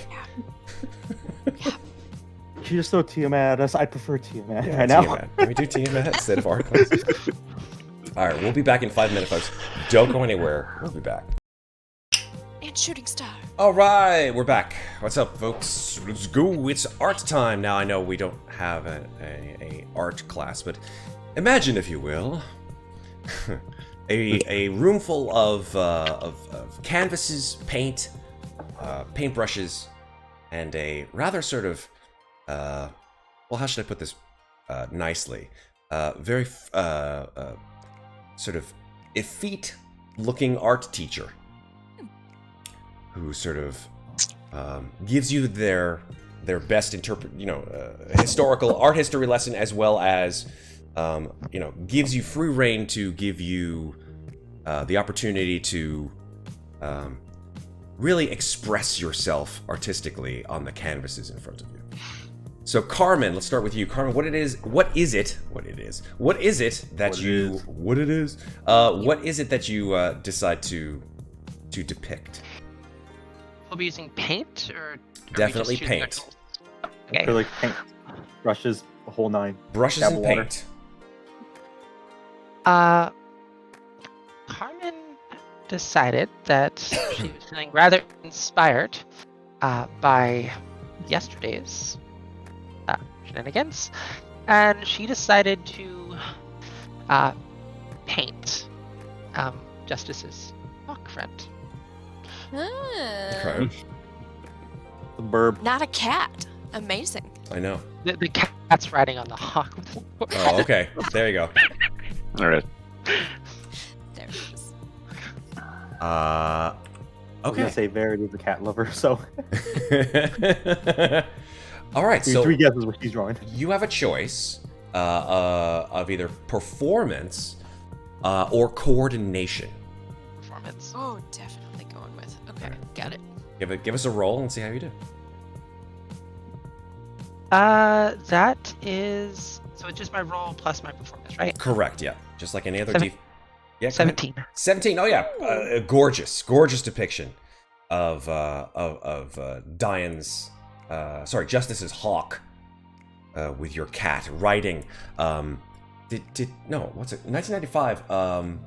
Titanic hadn't come out yet, right? 97. was 97. I was gonna say, like, that pose where Rose is on the Titanic like this, with her Hey, arms maybe spread. James Cameron stole it from this You painting. know what? It's canon. Yes, that's exactly right. Yes, yes. Ahead of the time, yes.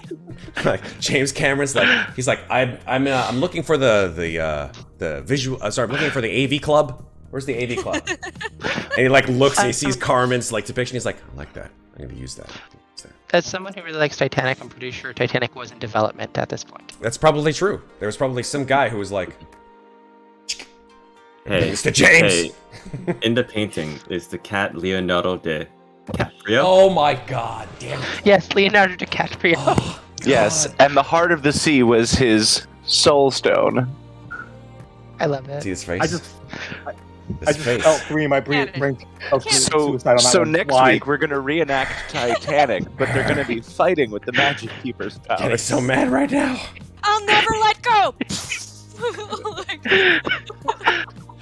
I saw completely tangential. Utterly I insane. saw an interview with Leonardo DiCaprio and Kate Winslet, and the interviewer was like, Leonardo, just between you and me, and Kate's like standing there right next to him. It's like, don't you think that Kate could have just let him on that little plank? Like, did she really have to just sort of like take up the whole space? And Kate and Leo look at each other like, I don't know. The actors, I'm not getting we weren't royalties directed to do anymore. that, so You can't pay me enough to have an opinion about this. Yeah. Okay. Oh, and Justus probably doesn't know this, or maybe he does. Carmen's smallest little fur baby, Buds, is the one riding the hawk. Okay. Yeah. Okay. I'm down for that. All right. So that is a success. That counts as a +1. We're good for that. All right. Let's go on to. Technically, we're actually supposed to do this in order of your intelligence score, but I'm just gonna do this. I'm gonna do this just left to right, just because I think it's fun. All right. Let's go. Who's next? Justus. What is it that you depict? Oh boy. Now originally, I was going to do a cast-related painting, but I think I end up painting the girl I saw earlier in the schoolyard. Okay. Performance or coordination? Check. It will Your be choice. Coordination. All right, give us a roll. Another nat 20. What? Let me move my camera. Jonathan. I know you're nat 20 face now. Yeah. My nat 20. I can't see that. Yeah, I can't. Blind, but I'll trust Hang you. on, let me take a picture of it. Put it in the Discord. If Yeah. you want to Quickly, see like, his net switch. 20s, Picture didn't join our happen. Discord. Hey, Picture, y'all all when did that saw face come out? my 100 the other day. I did see Yeah, that. that's That was true. crazy. I saw it too. It was great. Yeah. It's insane. She's like, what happens if I was- you roll a 0 and then a I was like, 0 wait a minute. 0? Like, I it's need all right. help processing this. This is either really bad or really good. Depends on if it's the deck of many or not. Yeah, it's true. Yeah, that. Oh All right, so my God. nat 20. Justice. Nat 20 for Wild total magic of, table. Your or depiction. 23. Yeah, no doubt. Your depiction of Lacey is flawless. Absolutely Amazing. flawless. The art teacher comes over, sort of walks past Carmen, like, not bad, not bad. Looks over at Justice's picture and was like, my goodness. What a stunning depiction, Justice. High marks, high marks. So that's a +1 for you as well. Love how he talks. Emiko. God. Seeing that Justice has just gotten high praise from the art teacher, Emu just kind of like glares at him a little bit and then doubles down harder and returns to her depiction of Van Gogh's Starry Nights. Amazing. Okay, So- performance or coordination? Your choice. I'm going with coordination. Cheers. That Please, terrible. I it is. just want. Yes. it's a 6 + 5, so 11. Okay, close. Like, you give it a real good shot. Yeah. Like, it's definitely got something that's kind of like stars. Hold on. Oh boy. It possibly Amazing. Oh it no. possibly looks something like this. Oh god, Amazing. yeah. Yeah. Nice. That's pretty darn. This- Actually, that's pretty nice. This is a paint and sip from many a year Oh ago. my gosh. Painted sip. You don't know what this Yeah. is, Maeve? I have no idea. Explain quickly. What is a paint and sip? You go to a place where they teach you how to paint something similar to this, but you drink wine while doing it. Wait, Which did is- you paint that? Yes, That is amazing. thank you. I used to host that at the bar/pizza place. I used to work out way back in the day. Very It cool. is astonishingly way more easy than it seems, and the wine helps you get out of your head. There you go. It's kind of great. They would have like just little easels, like little personal size easels like that, just lined up at our tables. Well, it seems that Emiko could certainly have used that wine. Oh yeah, but she's 16. But that's So- true. So yeah, unfortunately, like the art teacher stops by you, Emiko, and goes, "I see what you were trying to do, Emmy, but we need to work on your brush technique." It's okay, Emmy. You'll get there. So that's a negative. So that's a Everyone's a critic. everyone is indeed. Verity, let's move to you. Okay. I don't think she's Oh, really two like the- successes, by the way, for Justice, because natural 20 in classes grant 2 successes. Thank you, Magi-Knights. Nice. All right, so Verity, she's a bit more of a writer, so I don't see her too much as the artistic type. But she is going to draw a cat, but the color scheme of it's going to be a little unique. It's going to be mostly brown fur on top, and just for no reason whatsoever, or one reason whatsoever, yellowish fur, and then like a brown tail. It's supposed to emulate her friend's transformation Okay, color scheme. love it. Give Kinda me intriguing. performance or coordination, your choice. Okay, so here's the thing. Performance, I'm not seeing any modifier on it on the character sheet. It just Then- says any. I would say, if that's the case, let me just check your character sheet very quickly. I think that's for all of have us, that. and it means Yeah. you get to choose any of the strength, dex, con, blah blah blah, whatever. There you but go. you have to describe like how you Mhm. use that particular skill. Like maybe you do cubism and so you do intelligence because That's the right, square because different is like skills, permanently. in a very similar way to some DMs, they don't necessarily link skills to certain ability scores. So you could have a Constitution history check, where you're like, I'm still, I can't believe how much I'm studying, and you do your history check that's associated with Constitution, because you have to actually like brave the test, and you have to survive it physically. I have a question, actually. Yeah, go for it. Where Verity is drawing a cat, and I imagine Carmen would probably see this, would it be possible to use my social point? Because our common bond is common obsession cats, and it's a D6 to a friend's moment of catharsis check, or is this not considered Catharsis, yeah. It's not necessarily a moment of catharsis, though. Fair This enough. is just trying to survive school.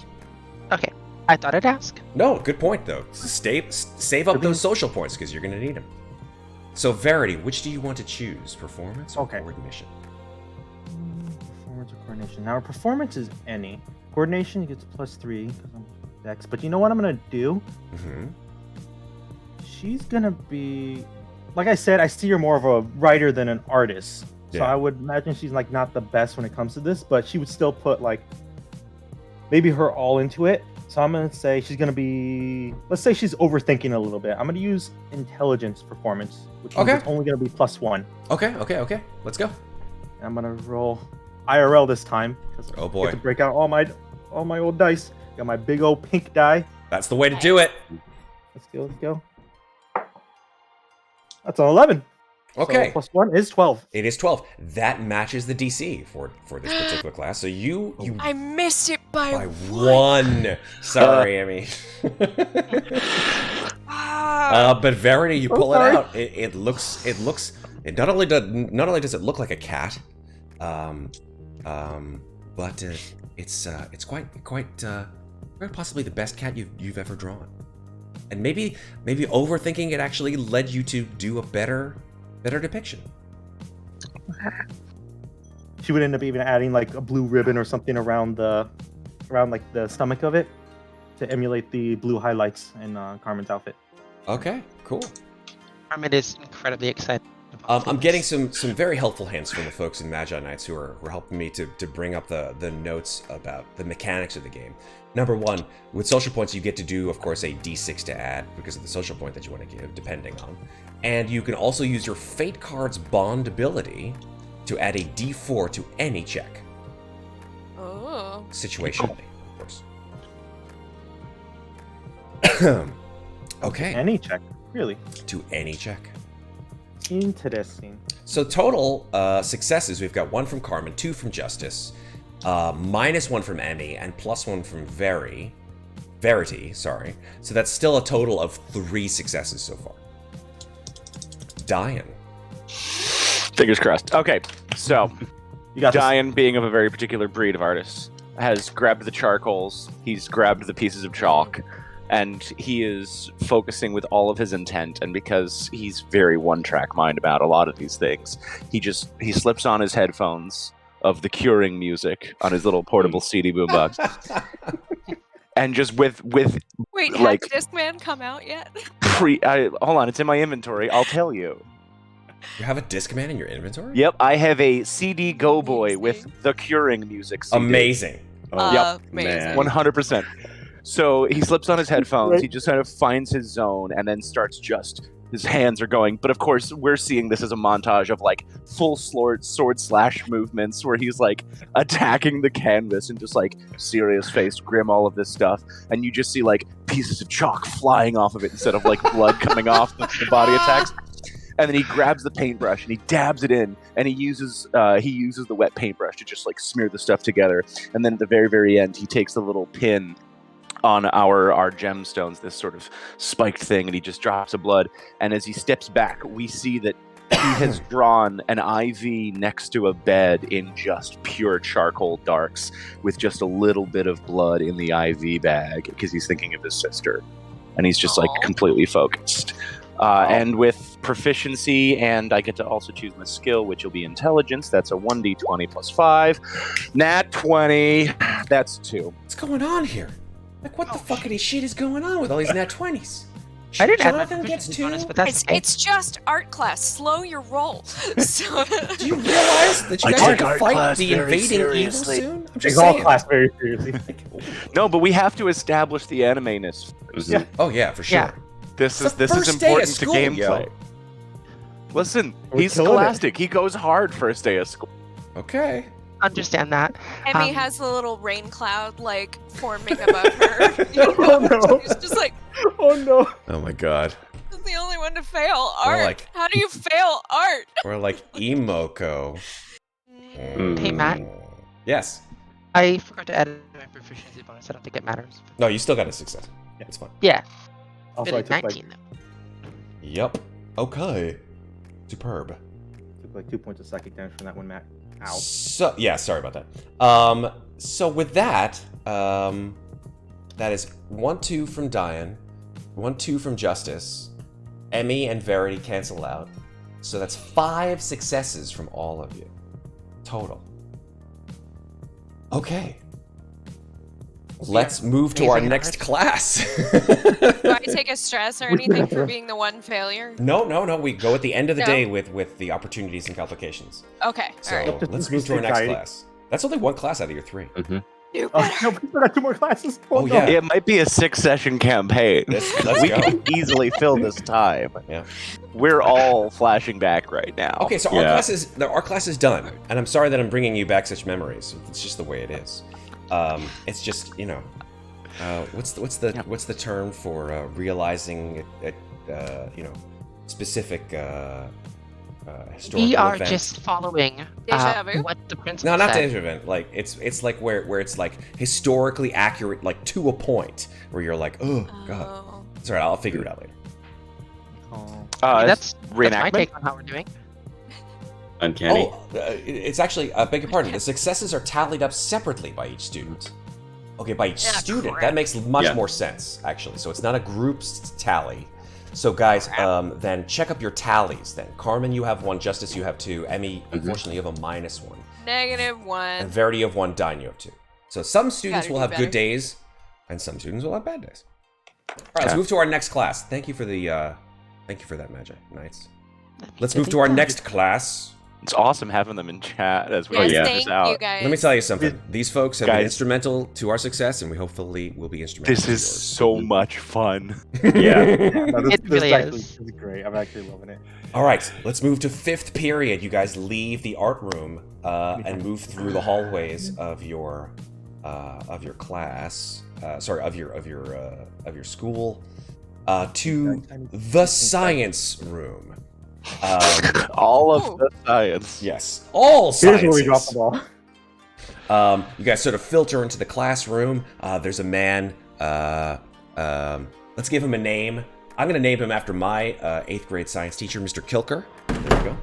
Mr. Kilker is a tall, spindly man with a pencil-thin mustache and giant Coke bottle glasses and thinning hair. Sorry, Mr. Kilker, wherever you are. Long white lab coat and a bolo tie at all times. Yes.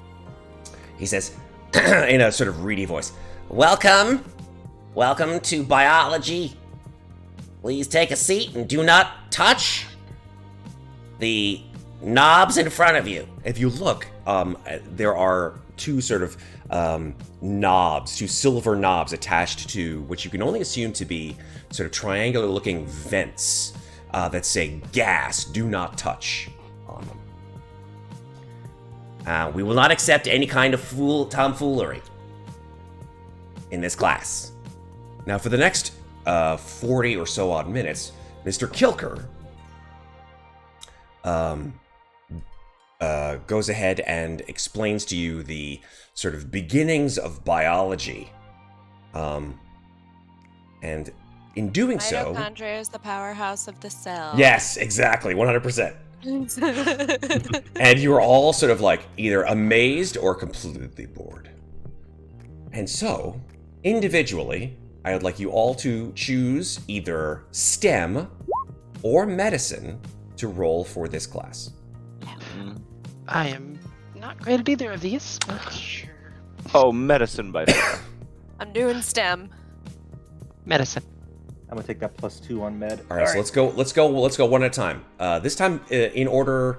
We'll do it in intelligence order first. Okay. So who has the highest intelligence? 3. +1, 13. 14. I got 0. Okay, so it sounds like Emmy has the highest intelligence, or Dayen. Dayen and Emmy have the have Both 16. Yeah. You're 16. Okay. Yeah. So Yep. go ahead, Emmy, then Dayen. Okay. Yeah. All right. So she's doing STEM. What'd you get? It's a that 5 plus 5. Oh man. Emmy's having a good day. With a First day of school's bad day. yeah, like you look at the textbook and you're like, mitochondria is the powerhouse of the cell. You're like, your eyes start to close because you're like, I wish I had a more nutritious lunch. This dice is going bye-bye. Go away. All right, Dayen, what about you? Failing me. I'm gonna use medicine.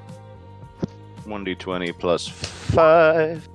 That is an 11. Okay, But that is yes. because I cram sessioned, Yes. my DC drops by 4. Did you choose? Oh, that's right, because you chose science. I did. Okay, so that's fine. So yeah, Smart lad.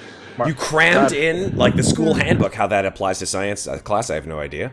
Maybe because like you know that Mr. Kilker is like a real stickler for being on time and like you respond appropriately, and so he sort of like he lays off you this particular class. He realizes that you're not getting it all, but he doesn't call on you this class, so he leaves you alone. So that's a success. He's too busy picking on me. He's too busy picking on Emmy. Jesus, Emmy is just getting the full brunt. Can I say maybe because I was studying the school handbook and like the layout of stuff, I'm gonna put a hand on Emmy's arm and I'm gonna point to where all the things are with the knobs on the table, and I'm gonna fix hers and mine before the teacher gets there. Okay. Doesn't really have an effect, unfortunately, on her success, though. Yeah, no, totally. But like trying to cheer her up, but also like maybe that's why I didn't have such a super success. That's cool. I'm all right with that. All right. Emmy just kind of looks at his hand on her arm and goes, "Thank you." Just remember it for next time. Awesome. Let's go with the next highest. I think Carmen, you had a 2. Is that right? Yeah, I rolled a dirty 20. Dirty 20. Yeah. In what? STEM or medicine? Med. Okay, cool. Yeah, I I mean, have a +2 in med. I think maybe like you had seen some of these concepts in books at home, and like you read up about this, and so like when he calls on you, you're able to just immediately rattle off what you had learned in class, and he's like, Okay, acceptable, Carmen. Thank you very much. Carmen's actually just like kind of like tired, so she's like leaning on her arm and like not really paying attention, but as soon as he calls on her, immediately there. amazing response. And then finally, Justus. Oh, sorry, no, Verity, of course, too. Verity. Pardon. Yeah. Okay. So medicine +2 gonna be 5 + 2, which is 8. No, 5. 7. What? 7. No. Math. That's not this class. This is science. Verity, Mr. Kilker Very looks over at you, Verity, and goes, Verity, I'm very disappointed in you. I know that you know this like the back of your hand. Sometimes you just can't explain it, so you're writing in that book all the time. Now, if you just get your head up from that book, start thinking about other people rather than yourself, thinking about the actual science that runs this world, you'll be able to express yourself better through this class. Come Hey, back. Carmen is very smart. I'll have. Oh, no, what does Carmen say? Does Carmen speak up? Sorry. Yeah. So Verity's very smart. How dare you? Oh, snap. Like Kilker like wheels on his heel and looks Oh, no. over at you, Carmen, and says, Carmen, I did not call upon you.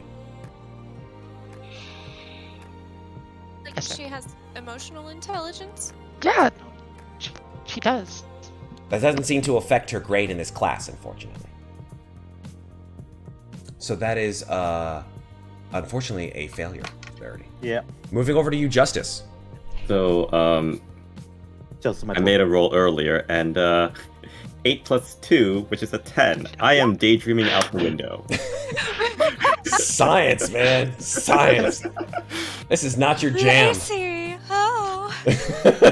Yep.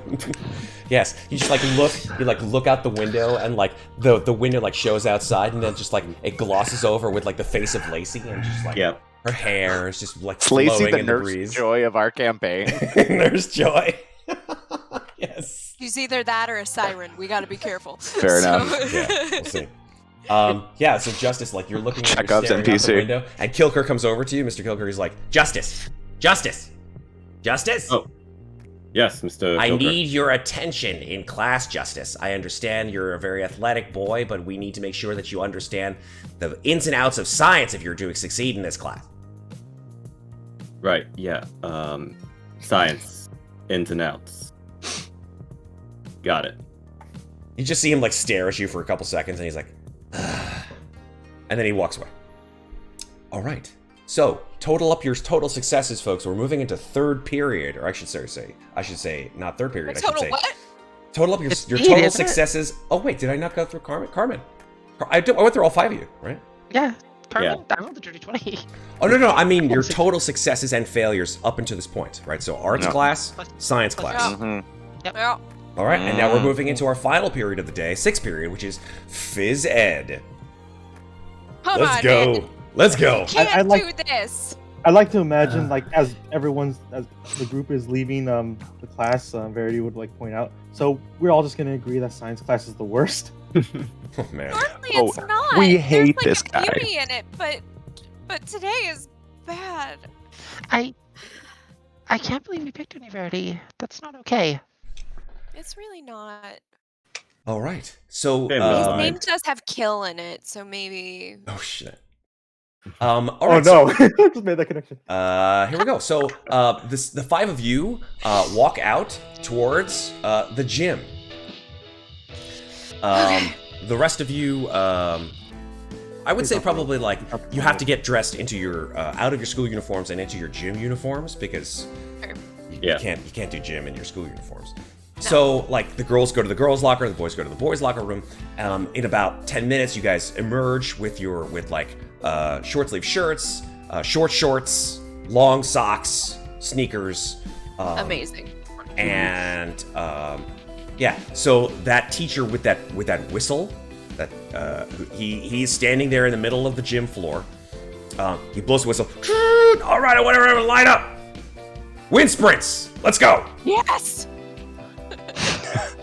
What the Let's fuck? go. This is the most like non-realistic response to the words wind sprints I've ever heard in my life. No, sorry. It's Emmy's one chance today that she feels like maybe I can redeem myself because Kill it, she Emmy. You got is a this. sprinter. I can do this. Let's go. By the way, Well, you speaking of got let's this. go, we've got a raid incoming. Hey, what's up, raid? Oh. Hope you guys Hey. enjoy our little stream here. Yeah. Okay. And hopefully you guys, wow, look at all these subs coming in. Woo! Thank you so much. These are awesome. We're super psyched. Welcome to the channel. All right, so we're recounting high school in the 90s to some degree with this particular system, in case of you just joined us. And so what we're gonna do is you guys are all in phys ed, and he's making you do wind sprints. So you have a choice of either athletics or acrobatics. Your choice, folks. Let's start with instead of intelligence being the premier marker here, let's go with strength. Who's Oh, got the God. highest strength? Me. Tres. Carmen? +3. Plus 3? +3. So Carmen and Dayen have the highest strength. So Carmen, you tell me what you do first. I'm gonna roll athletics. All right, let's go. That's a 9. Okay, yeah, you start off and and like you trip for a second. Teacher blows the whistle. Come on, Carmen. We know you're better than this. Get up, pick yourself up off the ground, and do it again. You can do it, Carmen. You bring yourself back to the foul line, and you go back and forth. And after about 3 or 4 wind sprints, you're just like sweating, like your hair is a mess, and you're just panting for breath. So unfortunately, that is a failure as well. Let's go to Dayen. All right. I'm going to use acrobatics. Okay, And tell me it's how you're a gonna do that. That's interesting. +4. So I think he's gonna limber up and stretch first, and then he's just gonna sort of try and keep as agile as possible, kind of stay on the balls of his feet, and just see if he can just really be nimble and quick and effective, so that, yeah, especially after this teacher before being so grumpy, and all of us being a little downtrodden from science class, just run it off. Okay. Nope, that's a 7. Oh, Ooh. Maybe not. Okay, so yeah, that's unfortunately a failure. You sort of like try to limber up, and maybe you like pull like your arm back. You try to like do this one of things, and you hear like, and you're like, oh, ow, oh, ow, ow, ow, ow, ow. And you don't like say out loud because you're just too gruff and too like stoic. dark, too super stoic. But you feel the pain. You're like, and like one of those like emo not emo, one of those like anime like vein, like throbbing vein appears on your head, and you're like, Enemy tries to repay the favor and goes over to you and says, so sprinting is really about aerodynamics, and so you want to make sure that like your weight is going forward, and you know, it's like you don't bring your body all the way up until like you're almost at the finish line. Dayen just dead eyes her while she's doing this. Sorry, Wow. Pure glare. I thought we were somewhere. I'm gonna go. It's fine. Somebody help this It's poor fine. girl. wow, look at this ridiculous amount of subs. What's going on? This is crazy. Carmen hears this from Emmy and just like hands on her thighs and just like panting, just like leaning down, just like something. Yeah. Should take her advice. Okay, cool. Let's move on to those of you who have either one or two in strength. Anyone have Not 2 in me. strength? I've got Verity's 0. going last. Verity's going last. Telling you now. Oh, I got okay. one. We got 1 in strength. Justus, you go next. Justus, All what do you right. use? Athletics or acrobatics? It's the same number, actually. Okay, cool. Oh, nice. That's good. Yeah, athletics, why not? All right. You just sprint it out. All right, that's a 21. Oh, damn, Justus. Yeah, your Nice. jock card has been played, Mhm. and the teacher like just cheers you on. He's like, "Yeah, Justus, that's what I want to see. Let's go, let's go!" And like he blows the whistle, and he's like, and he says, "Time!" And he like has a little stopwatch in his hand. He's like, "All right, Justus, it's not far off the record. I know you can do it this season. Good for you." And he gives you like a little tap on the shoulder. Thank you, coach. Emmy's eye starts to twitch hearing that. Just like, Amazing. Okay, let's go, Emmy. It's your turn. great. So she's gonna use acrobatics and using all of the advice that she just gave to everyone.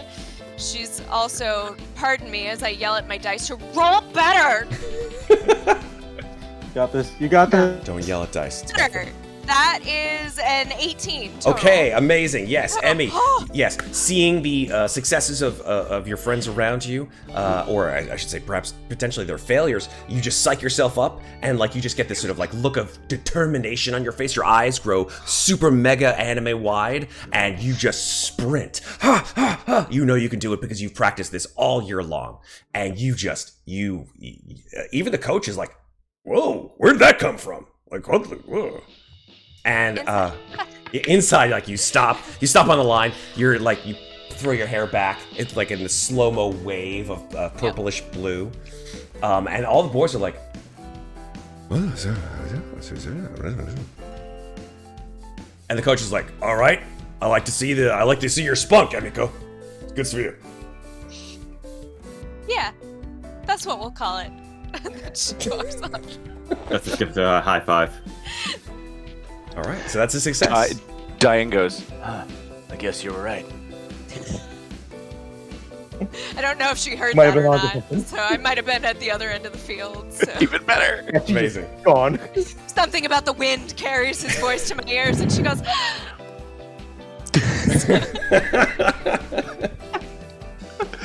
He's "You guys are having way too much fun with this. Can we never change into the Magi-Knight persona? Yes, I just yes. want to be Emma." Yes, Forever. yes. I mean, you don't know what you're going to be like when you change it. So, true. finally, It's true. Verity. Okay. So she is not very athletic, so this might go horribly. Can do it. -1 athletics. Oof. Yes. You can do There we go. acrobatics. Screams nat 20 to me. It feels right doing athletics. Okay. Let's see. -1. Let's see what happens. 10, so 9. Oh. Close, but no. Unfortunately, Verity, you're like, Sorry. you see Emiko, you see Carmen, you see Justus, you see Dayen, and you're like, I could do this too, damn it.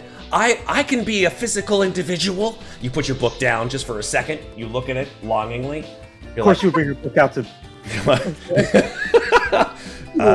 And then you're like, don't go anywhere. You look at the heart-shaped book, and then you just you wait for the coach to whistle. And you're like, and then you make it past the finish line, and the coach looks at you and he goes, "Oh, Verity, come on, you know you can do better than that." Just shakes his head. She's just panting, like hands on her knees. She's like trying to catch breath. Like she was winded like 2 steps from the start. Oh, this poor girl. That's unfortunately a failure, Verity. No, that makes sense. Okay, so that is the last class of the day, folks. Some of you are sweaty. In fact, probably most of not all of you are sweaty from this exertion of physical effort that you have done throughout the rest of the day, as well as combined with the stresses of all the different classes and meeting all your friends for the first time in school setting, in a new school setting, new overall place. So it's with a great amount of just relief that you finish the day. However, let's determine what exactly you got from these particular burdens of the day. So let's start with how many successes you each individually got with offsetting the failures. Let's start with Carmen. How many successes total? 1 success. Okay, Carmen. From the 1 success, keep up the positive attitude. You're doing okay, but things could be better. Unfortunately, nothing really changes for you. All right, moving on to Justus. All right, so 3 -1, so 2. Justus, you're just naturally talented. You're finally starting to figure things out. Do you have any stress points? I do. Remove that 1 stress point. Ooh, nice. Ooh. I want to say that running cleared my head. I agree completely. Normally I only run when chased, but that's okay. All right, moving on to Emiko. I did end up with 1 success. 1 success. Okay, Yeah. fair. Again, same thing. Keep up the positive attitude. You can do it. Things could be better. She just kind of like flips her keychain back and forth and just repeats her affirmations to herself. Verity? 1 success, but 2 failures. So it's a -1 total. Oh, wait, then I had 2 failures as well, so I Oh would've yeah, no, we have to netted account a for net. that. Yeah, Okay, sorry, I misunderstood. That's okay. So So okay, so -1 for both Emiko and Verity. Mhm. So for both of you, you gain 1 stress point. There's always tomorrow, Fair. folks. fair. And Dayen. Yeah, 2 and 1, but a -1 brings me to a total of +2 for the back half of the day. Okay, cool. So you're naturally talented as well. Remove a stress point if you have it. I don't think I gained one. Then you don't have to worry about it. Okay. Okay. That's the end of the day, folks, in terms of school. Now we move into a new phase, which is the phase called, well, free time. Free time phase. During this phase, you can do a variety of popular things that other students might normally do and put your minds at ease, at least for a while. And what I'm going to do is tell you what happens after school is done.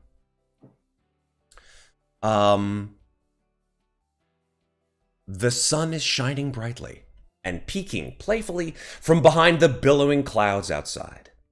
A crisp scent of fresh ocean air churns through the valley of Lapis City and into the streets. An old couple walks hand in hand past the school gates and gives you and your friends a cheerful smile and wave before continuing their brisk sunlit walk down the street. Whether you consider it an easy first day or a challenge of things to come, you've made it past your first day of school. You doubt it'll be as easy tomorrow as it was today, given half the day you spent in the assembly room. But whatever dreariness or concerns might be weighing you down are instantly lifted up and fluttered away into the plush white clouds looming above you. It's time to relax and enjoy yourself. So, what do you want to do? No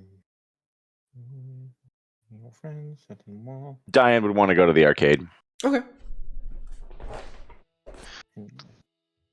And we can all go together to the arcade, but I'm head to the mall and do some shopping. Sounds just up Verity's alley. Okay.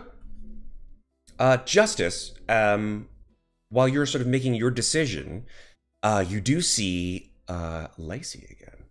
She's wandering outside of school. She's got her backpack on. She's sort of looking around, perhaps a little worried looking, nervous. You don't see any boys around her, just her. I'm going to go over. Okay. Say, hey, Hi. my name is Justus. What's yours? I'm Lacey. Nice to meet you, Lacey. Nice to meet you too. She sort of looks at the ground. Let me look at the free time thing. You, doing anything after school? Her eyes like immediately light up, and she grabs your arms and tugs you towards her for a sec. And the sheepish demeanor of this quite sort of sad, lonely girl you saw before seems to be a complete thing of the past. Now you realize actually sort of that it may have been some time before she's had any friends to go out with. Oh. And like an overly excited small child, she says, yes, I would love to go to the arcade. The arcade? Yes, ding, the level up arcade. Oh, sure. You want to come with some of my friends? She looks at you and she says, Who? Which friends? I'm just gonna look and see, right over there, Dayen. she looks over at Dayen. Dayen sort of, I don't know, what do you look at her? No, probably. Actually, you know what? Yeah, because he wouldn't have noticed all the stuff going on earlier with the books. But if she's constantly attracting men and stuff, then yeah, Dayen probably notices her, especially after she grabs Justus. Cool. You look over at her. Make a saving throw. Oh, there it is. There it is. Main saving throw is which again? So saving throw is a D20 plus your proficiency bonus plus your magic ability modifier, or MAM. MAM, which is Top right hand corner of the character sheet. which one? The student, the main, or the Magi-Knight? I believe it's your Magi-Knight sheet. Okay. Yeah, top right I'm can tell you just what the can't- modifier is. I see. Intelligence. Great. So, D20 plus 5. There you go. So go ahead and roll it. Okay. Ooh, nope. Bye, guys. Okay. Dayen, you look over at this girl, Lacey, and your eyes just like you feel a strange warmth go down into your body, and it's like nothing that you've felt before in a long time. You just feel like this girl, this beautiful, beautiful girl, you'd do anything for her. I guess I'll go over and say, if you want to go to the arcade, we can share quarters. Justus, as you watch Dayen come over to Lacey, Lacey sort of like takes a step back for a second. And, you know, I don't know, Dayen's getting kind of close. Whoa, hey there, Dayen. You got our own quarters.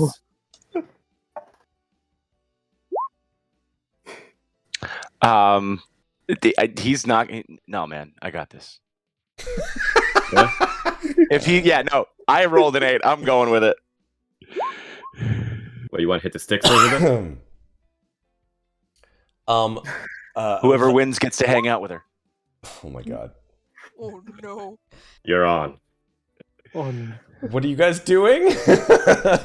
We are going to have an arcade competition to Yeah. hang out with Lacey. Okay. So 'Cause we are Lacey sort both of looks at the completely two of you, like she ensorcelled. looks at you, one on one arm, one on the other arm. She's like, "Let's all go together." And the two of us are just—it's that Yeah. eyes of flames across at Yep. each other Yep. behind her back. 100%. That's exactly right. Yep. Okay. I love this. Carmen, Emiko, Horrible. and Verity. Where do you guys decide to go, or if anywhere? Well, Carmen definitely noticed that Verity and Emmy had a really rough day, so she's gonna ask them if they'd like to go to the movies. Okay. Verity would say, I was gonna suggest the mall, but movies does sound relaxing right now. Emmy has a brief battle within herself to keep her excitement at being invited anywhere tamped down to a normal level and goes, yeah, that'd be great. Perfect. All right. What would you like to watch, Emmy? Oh, okay. I like things with magic and mystery, and I really like sci-fi. And anything having to do with space. And I don't know what kind of movies are out right now. Let's see. What movie came out in 1995? I actually, Yeah. I think Apollo 13 is playing still. Oh my God, Apollo 13. Houston, we have a I problem. looked it up. Nice, good I job. don't- Batman Forever. Yep. Oh, I'm pulling Said Jumanji. Yep.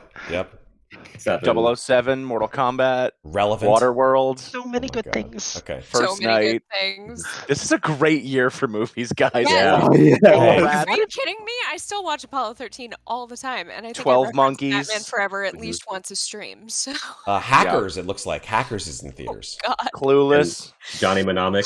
Honest is up Clueless. in theaters. Oh my God. This is an amazing year for movies. What the hell? It's a Good great for year. you. Oh, Good man. call, Carmen. Given those choices, Yes. Emmy is going to suggest Apollo 13 if her new friends are into space. By the way, What do you think, Verity? thank Johnny you very Mnemonic. much. Mecha Geo in chat says that the Mighty Morphin Power Rangers movie came out on Friday, June 30th, 1995. I think that's quite relevant. Yeah. Oh yeah, Yeah, that would have been the first month, but yeah, totally. for sure. Ivan Ooze. It might actually I loved be that movie. It was Burned so into my because brain. it horrible, had but I finished love it. its first month run. It might actually be in a dollar theater now. Ooh. So. All right, so Good. Carmen and Emmy go to the movies. Sounds like. Well, And She Verity. Oh, and Invited Verity, Verity, and too. Verity, Verity, of course. What am I talking about? She would be more partial to romantic comedies, but yeah, no, she'll let Emmy choose because her and Carmen probably frequent the theater a lot. They probably have their own spot in whatever specific theater. Absolutely. Emmy has already seen this movie twice, and so she assures you that there's a very fulfilling love story between Jim Lovell and his wife. It's just not, teen love. It's more of a love fulfilled over 30 years of marriage and stress and then she realizes that she It's the might have game lost we you deserve. about 4 seconds ago and stops talking self-conscious. Okay. Now, although this is not a complete squadron outing, this is sort of like two of you go one way and three of you goes the Only took the us other. 3 hours to split the party. It's fine. Yeah. It's fine. New It's record, fine. yeah. If the entire, just to let you know that if the entire team does indeed to choose the same event after school, and only with each other, no NPCs, you all gain a social point with each other, Oh. which is important. Well, we would have lost that anyway, thanks, Lacey. So Fucking lazy. All right. If you, however, spend your free time phase with only one other Magi-Knight, or one other NPC, then you gain an additional Jonathan. 2 social points with them. Yes. So you will not get that because you have Lazy. hey, it's 3. Oh. Goddamn lazy. I see. Now I get you. And I guess we won't get it because we have 3. Because you have the 3 of you. Yeah, exactly. Yeah. Oh man. It's a semi-squadron outing. However, I will tell you that in your outing to see the movie, in fact, let me move you to a beautiful scene of since you guys are no longer in school. A 90s mall. Not a 90s mall, although I wish I could have that, but just Lapis City, like an outside of what Lapis City looks like. Oh, This is Lapis City. All right. The beautiful hustle and bustle of Lapis City. Let me sort of zoom out a bit. You guys can see it a little clearer. Nice, like the art. Love it. So yeah, from the movies that you go to see, you watch this awesome movie, and it makes a great impression on you and your friends. You spend the next while talking about your favorite parts of the movie. Is so hot.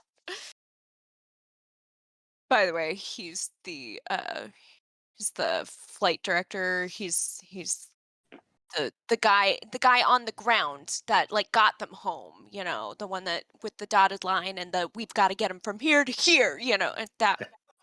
I'm sorry, you cut out. Did you say Gary Sinise?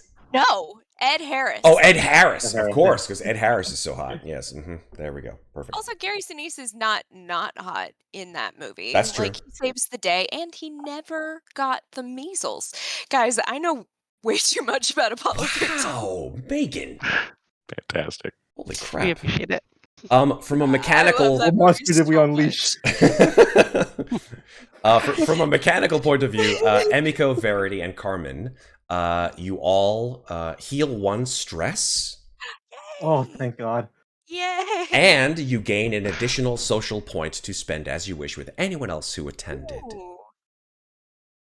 Okay, so I have 1 social point with you and 1 social point with you. Yay! All right. Meanwhile, Dayen and Justus, you go to the arcade, and let me bring you to an awesome piece of art for the arcade space.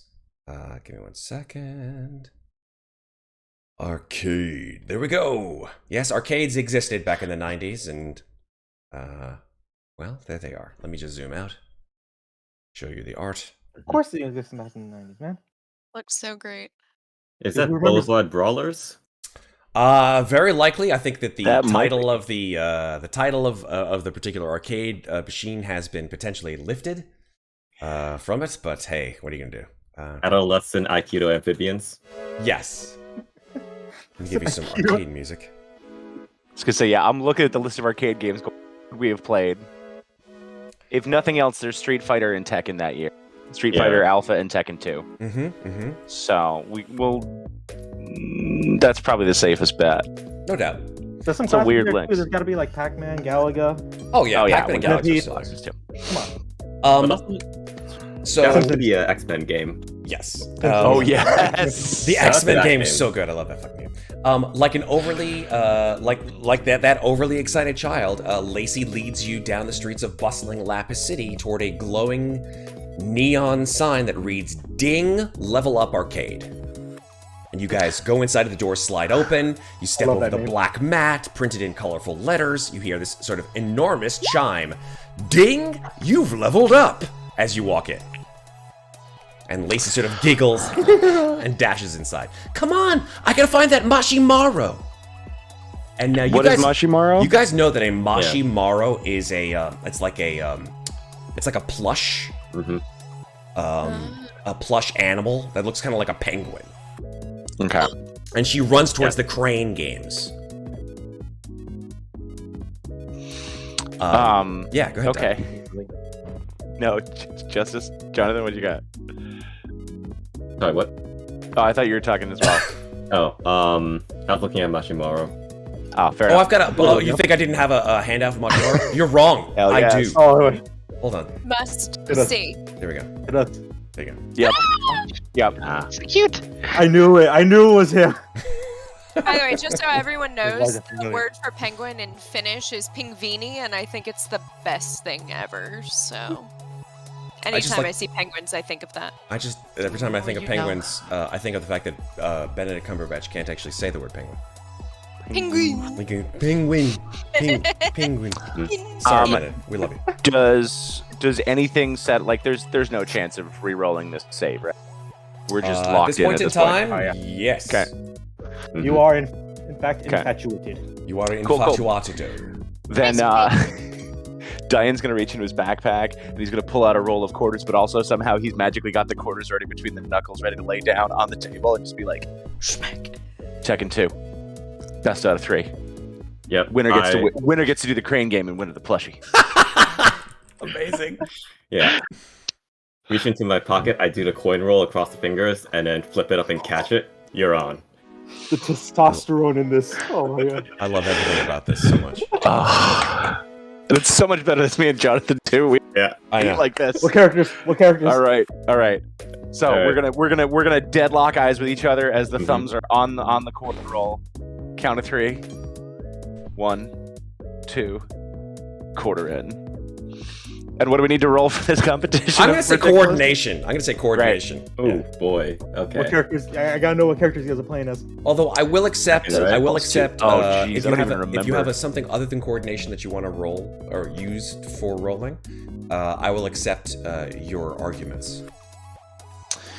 Tekken 2, Kazuya, Devil Kazuya, Heihachi 2? Heihachi, yeah, man. Yeah. Oh yeah, King- Heihachi I played with all the King time. Okay, Armor yeah, King. Heihachi. June, Yeah. Law. I'm running law. Lei, Law. Lei Wulong. Was Law the guy who had like the cheetah head? Maybe? No, that's King. That's King. No, wasn't There you go. Law the Law, Jackie Law Chan was the, knockoff with the legs? No, that's Lei Wulong. Law is the Bruce Lee. See, the Yeah, thing yeah, about Bruce this Lee is, one. Richard, Does is the that flip. Megan knows everything about like Apollo 13, and you are like a fucking encyclopedia for video games. So You have that was my first fighting game I ever played. Yeah. Tekken 2. there you go. Yep. Perfect. Okay. Yoshimitsu, well said. Yoshi. at Jam. Yoshi. That's right, Mitsu. Yoshi. How did I forget about Yoshi? Yeah. Oh, Alright, so law versus Heihachi. Oh my god. Right.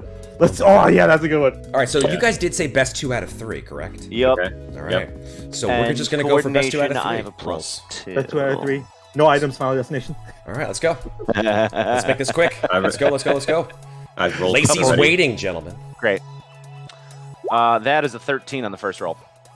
My first roll is a 20. Oh, A damn. dirty 20. Well, All right, first round goes to Justus. I'm going to switch to Yoshimitsu. Counterpick. Love Yep. it. Okay. Ready? Round Go. 15. 2, 21. What the shit, Jonathan? 17 and an 18. Now the vein in the forehead has come back. Is it a V vein or is it just the one? It's the It's not the even X the V, vein. it's the full X vein. Yeah. Oh, the full X vein. Okay. Mhm. It's This guy's hitting you with juggle and bound combos, man. All right. There you go. And trace. Oh no, 5. Well, Wow. it wouldn't have Completely mattered because I swept. think Justice got the best 2 out of 3, right? Because he just got Yeah. the first 2 rounds. That's fair. I rolled a 3 plus 3, so 6. Wow. Still beat you. So Still a clean sweep. unbelievable. Unbelievable. All right. Well, if you were going by rounds, those only 2 rounds of the first game. And then, Oh, we're not gonna do it like that because that will take forever. yeah, I know. I think my last thing before I shut up I is tried to help you. as Justice goes over to the claw machine with her, he's just gonna stand there looking at the screen. You see it flashing as his jaws clenching. Just goes, I lost. That's it. Amazing. That was great. 100%. Continue counters just counting down. No, that was Yeah. that was pure Sentai right there. Okay. I lost. And like slow Yeah. like haze like over his face. Okay. Yeah, and Justice is like walking into the background, like faded, and like he's got the fist pump. Yes. Dun, dun. So as you walk through the arcade, Justice, Lacey sort of takes your arm, and this sort of catchy tune, as you're hearing it right now, blares out of the enormous speakers of the stereos. And you walk, and you see this enormous array of claw machines, making up almost an entire avenue of these games. Now, there are other arcade games other than Tekken, the ones that you played, like shooter games, like the ones with the fake plastic rifles that maybe we started to play in the 90s.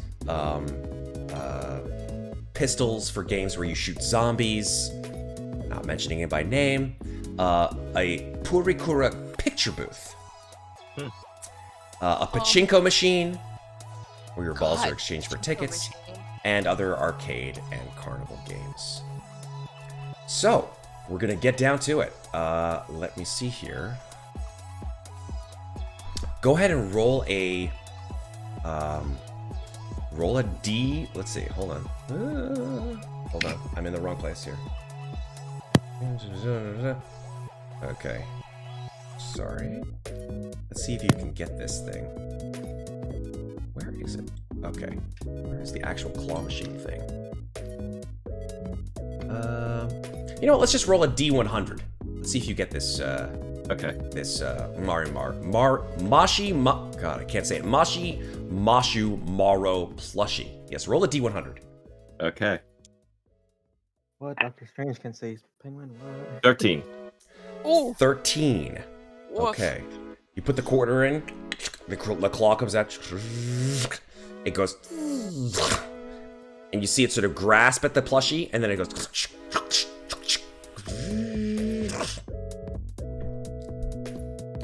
No go. You have 2 more quarters. Yep. I'll give you 2 more quarters. Going to put in another quarter. Okay. Come on, just like I've seen Kess do it. Roll a D100. 37. Second time. Comes a little closer to the Mashi mark.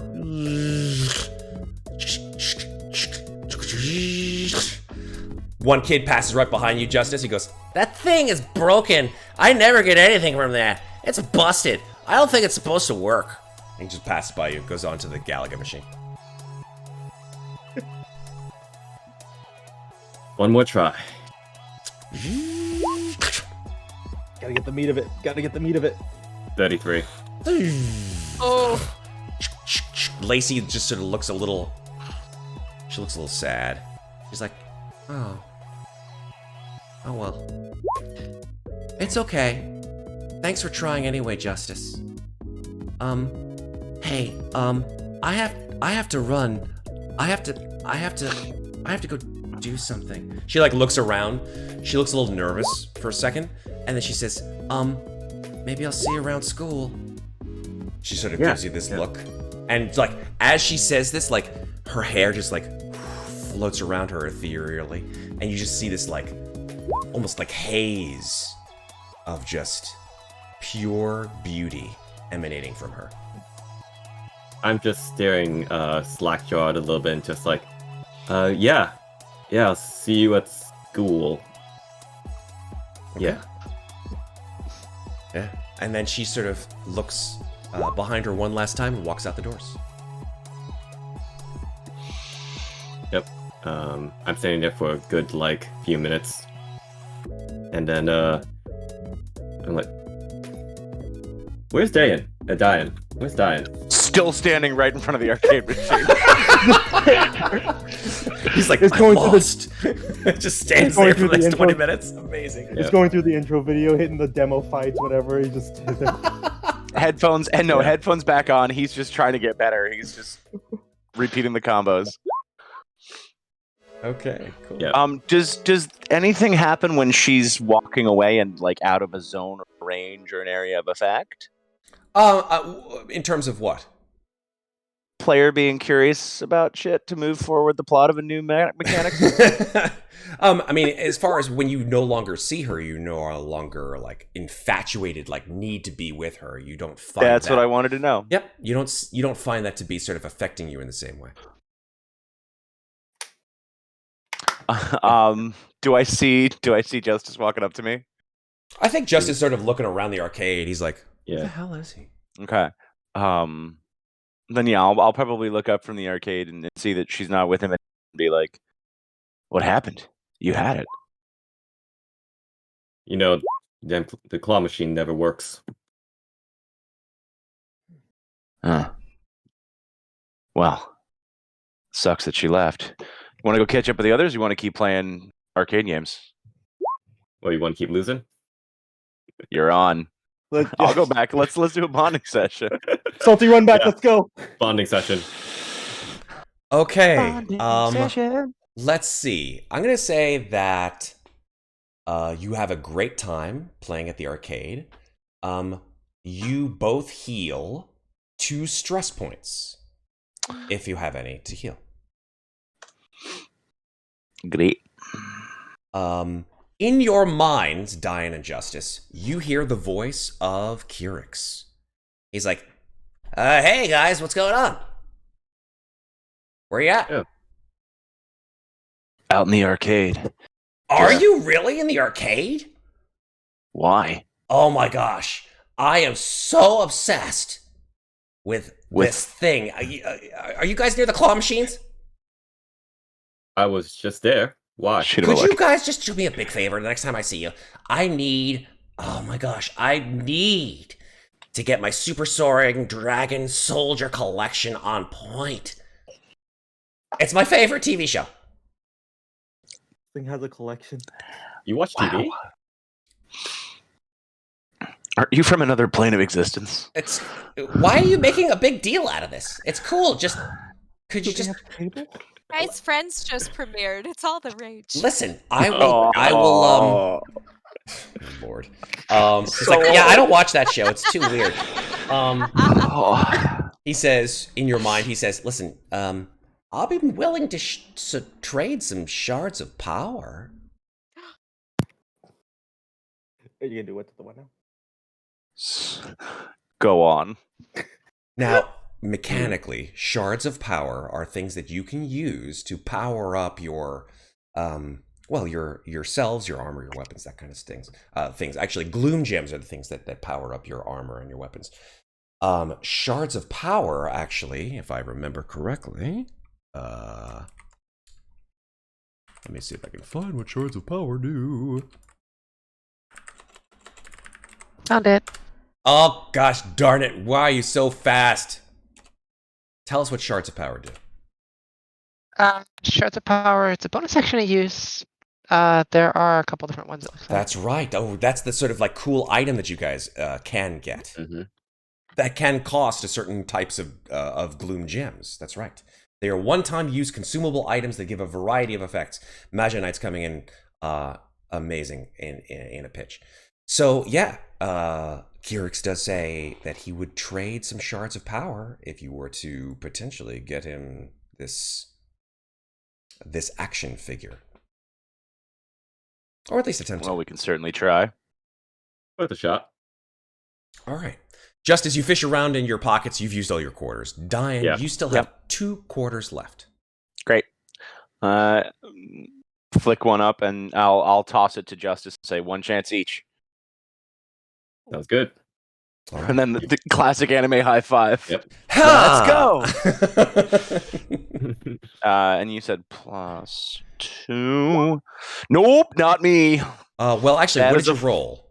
4. Yeah, so go ahead and roll a D100. Oh, Mhm. well, okay then. Yeah, each of you should roll a D100.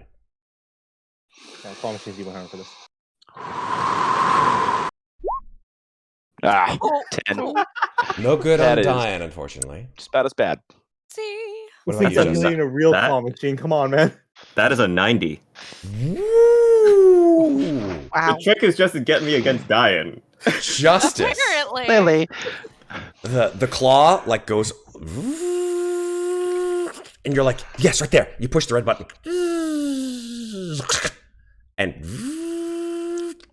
and it comes up with that brilliant silver and red figure encased in plastic that says on the top of it, what did I call it again? I can't remember. It's like Super Dragon Soldier or something like that. I got on my notes here.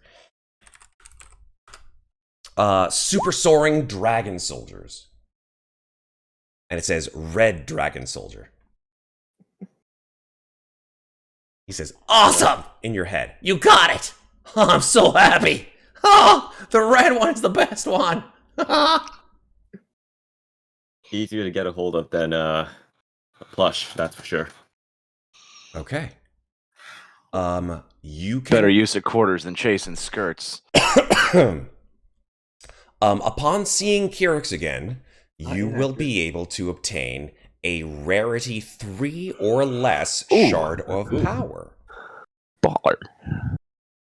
So not for now, but maybe when you see him again, you'll be able to get it. All right. And this is in addition to if we have our. Yes, that's correct. You will be able to. I think you can have. I don't know if you can have one shard of power at a time. Magi-Knights, if you would help us out with that particular thing, but you definitely can use the shard of power that you have. Cool. Good to know. All right. With that, you get the feeling that the day has moved into the afternoon and into the evening, potentially even more. So it's time to move out of free time phase into investigation phase.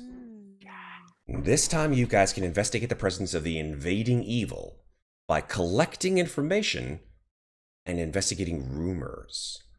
Due to the powerful engines that tie a shard of power to a soul crystal, no more than one of each type of shard of power may be in the possession of a single Magi-Knight. There you go. Thank you, Magi-Knights. Okay. We're moving on to investigation phase. So, the day turns to evening. What do you guys want to do? You could walk around, talk to locals, watch the news. Maybe you have a lead.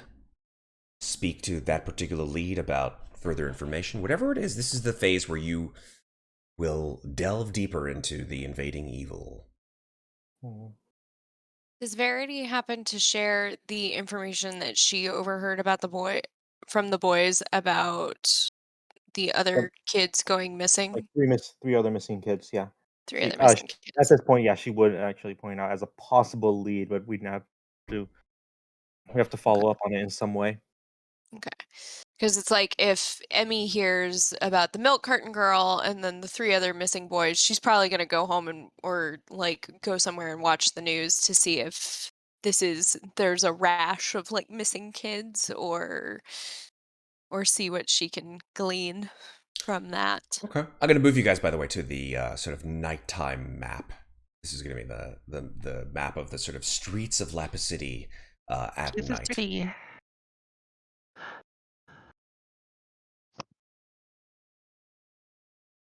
What about the rest of you folks? Dope. What do you want to do? Chase phone.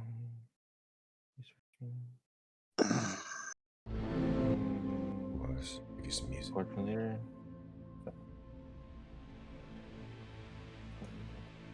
Those are different things. Okay, cool. So, what would be a good place to follow up on that kind of investigation?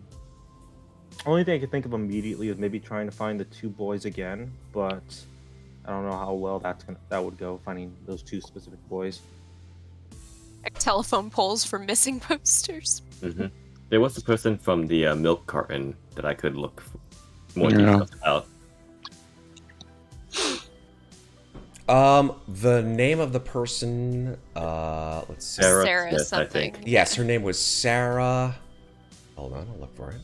Okay.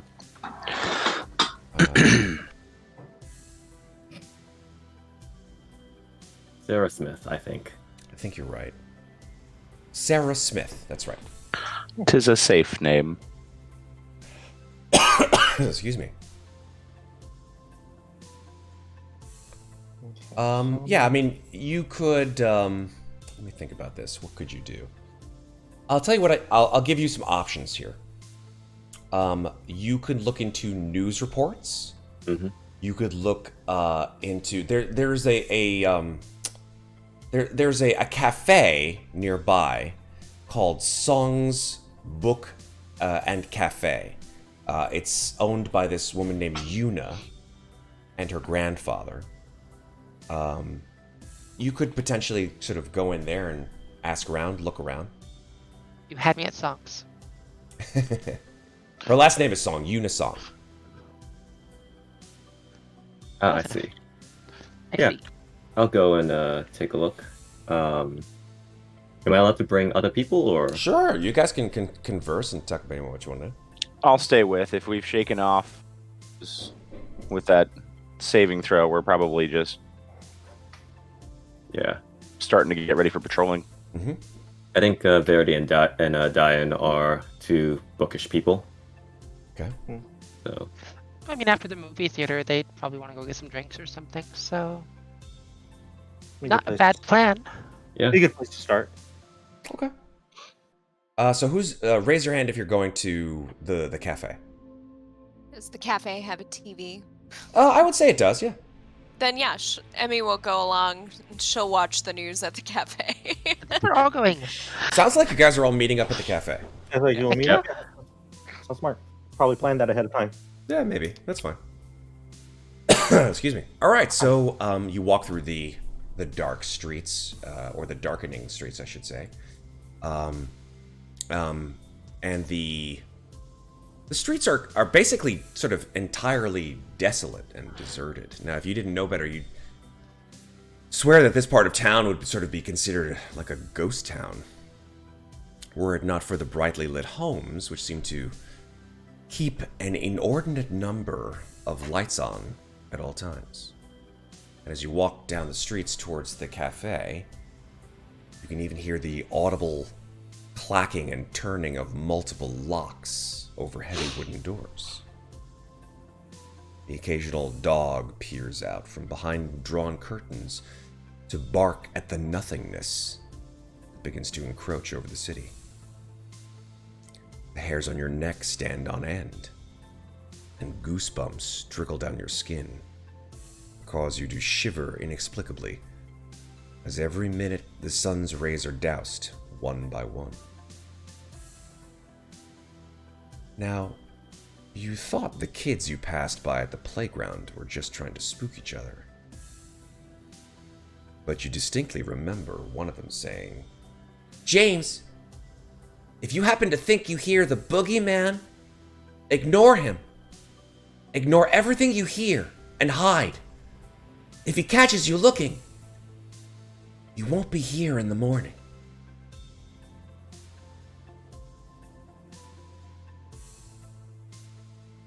It only now dawns on you that what they were talking about may be in some way linked to the invading evil. As you enter the the establishment, Song's Book and Cafe, you see a young woman, brown hair, who turns as the five of you enter. She's standing next to an older man who has graying hair at his temples, and they're all sort of. There are a couple people here in this particular cafe as well. It's sort of an old and dusty bookshop. Books are stacked up on tables and are also resting on shelves as high as the ceiling. And as the five of you enter, you do see that they are, in fact, sort of trying to clean up, but there is a TV, an old sort of big box screen TV that's resting on the countertop. And there's a news report going on. And you hear the sort of overly energetic evening news man who says, he says, you see like the chyron that says missing persons numbers continue to climb.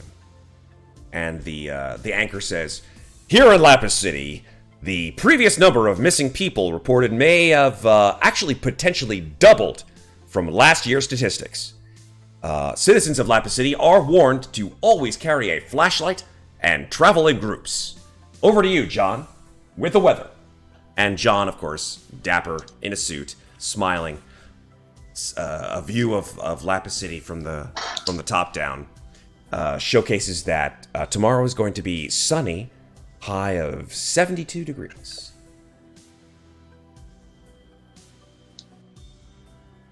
Then there's a couple of commercials, and as the commercials go, you guys step into the establishment. The young woman says, "Welcome to Yuna's Song and Book Club Cafe. I'm sorry, it's really late. I'm tired. How can I help you?"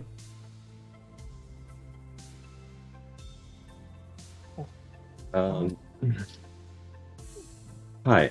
I was wondering if you knew anything about Sarah Smith? I'm sorry, who? Sarah Smith. She went missing. And I just wonder if you'd happen to know anything about that. No, I'm sorry. This is a bookstore. I don't really know very much about missing people. Did you guys want to peruse and maybe get a cup of tea? Yeah. I think tea would be good. Are there other people around in the cafe area? Yeah, there's one or two people. There's reading books, drinking cups of tea. Mm-hmm. Yeah. I get a green tea or something. Sure. I'll get some tea, something to drink, at least relax from the day so far. Okay. Do they have anything other than tea, I wonder? Water, tea, coffee. Probably not trying to serve coffee at this time of night, though. Soda. Cocoa? Cocoa, sure. It's July. Heck yeah. Might as well go for cocoa in July, right? Let's go, Carmen. I'll do tea. Okay. Let me roll something very quickly. Carmen's just gonna ask for just copious amounts of whipped cream if they have it.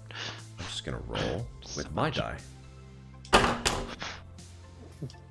That was a loud die. I have a big die. It's a full action figure size. Yeah, it hit something too, so it's fine. No problem. Okay, so Emiko, as you enter the premises, your eyes rest upon a strange item. It's a book. It's an old book. It looks like the cover is there is no dust cover on it. It's an old weathered leather book, and the title is "A Meeting on the Other Side" by Sirius Lee. And as you look at it, like it's almost like in movies where they zoom in and out at the same time. Yeah. You're like you feel like you're drawn into this particular book. It's a panning technique. Dolly zoom. Yep. Dolly zoom. And you just dolly zoom, exactly. And you feel like your soul crystal on your Thank you. Yeah.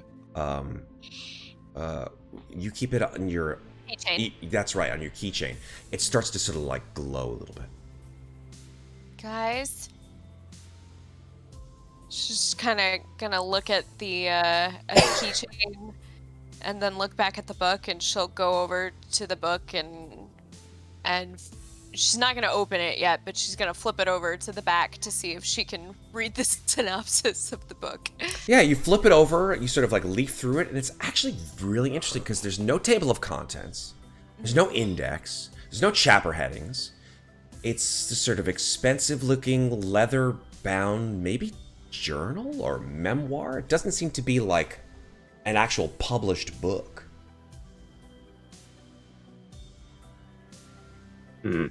She's going to take it up to the counter, and she's gonna hold it up, and she's gonna say, "Is this for sale, or did someone leave this here?"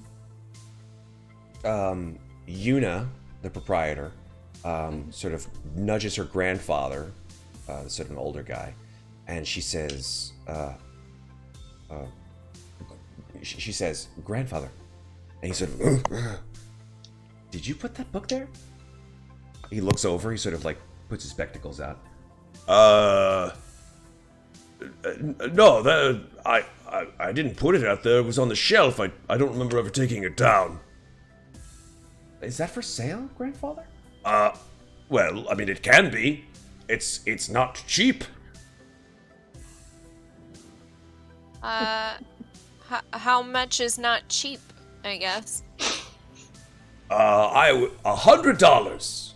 $100 for that book. $100. Yeah. It's a one-of-a-kind item, he says. What makes it one of a kind? It is a journal of a... And he looks at Yuna. A very important man, Sirius Lee. A globe-trotting antiquarian. Sirius Lee. And how did he come by that moniker? It's what his name is, Sirius. Lee. Seriously? Uh-huh. Can I incite him? Yes! You know what this was 2 seconds I ago. don't believe him at all. That is a 19. Ooh, nice. So, Nice. part of what he's saying is true. At least he believes it is. Part of it, he has blown this shit up to wazoo.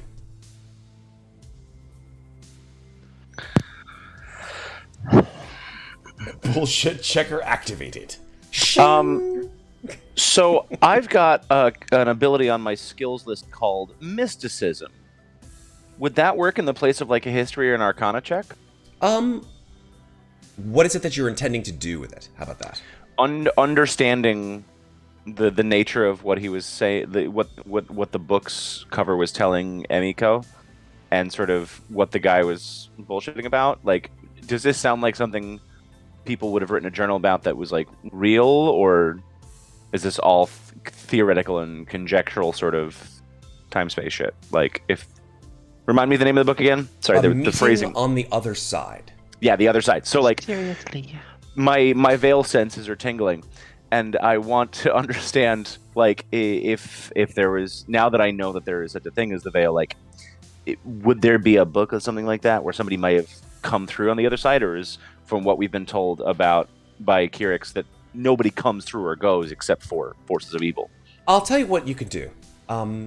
If you want to purchase the book, then you would be able to peruse it perhaps a little bit more and then use your mysticism skill to do that. Great. I would love to add credit card to my inventory. Yes, how much allowance do we have? At this point, you have what you have. Mine is what they spent at the arcade too, so. Dayen, Oh. Dayen, like immediately, Dayen. Oh. I lost. The player has an idea. Dayen has no fucking clue how to get this money. Right on. Have a backpack, a long-range communicator, and a keyring. Take my CD. It's all I have. Yeah, right? Emmy's gonna dig her backpack and see if there's any surprise that her mom put in there. Here, I packed you lunch and a fuck ton of cash. Here you go. You know what? What's the chances one of us come from money?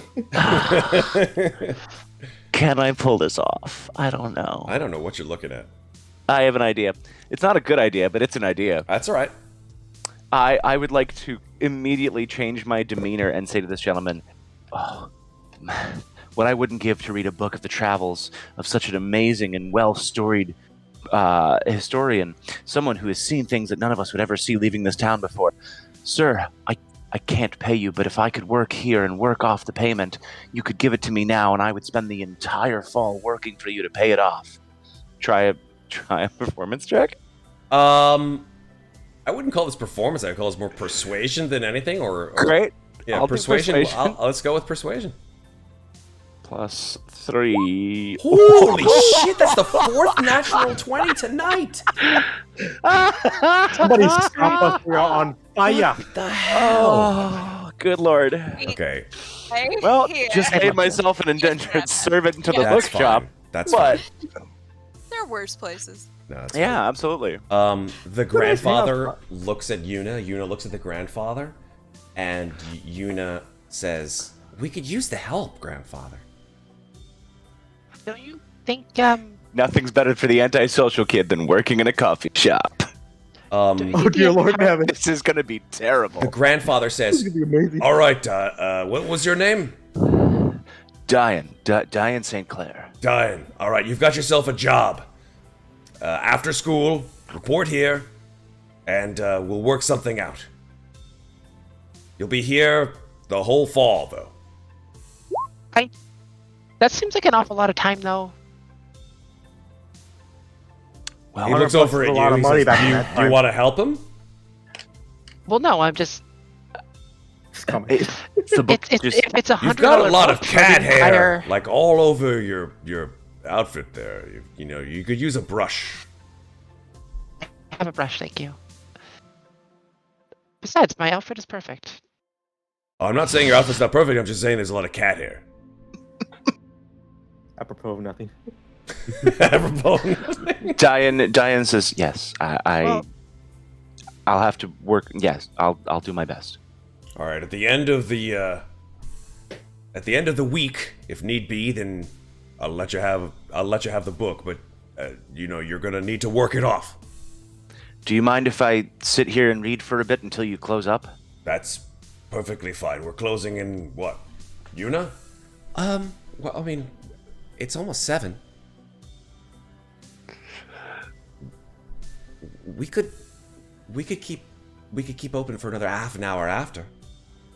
And then one of those anime cuts where it jumps across the room and he's sitting at a table with the brow furrowed Yep. and the book flipping open. Yes. Yep. Is there anything I can do to help him on whatever check he's gonna make to get through? This book? Yeah, it's like, can I give him tips on speed reading or? I think he said he wanted to use mysticism. Okay. Yeah, I thought the sort of occult nature of the topic and our abilities might come in handy. Well, in that case, I will I'll go over and I'll say to him, if he is going to use mysticism, I'll just say to him,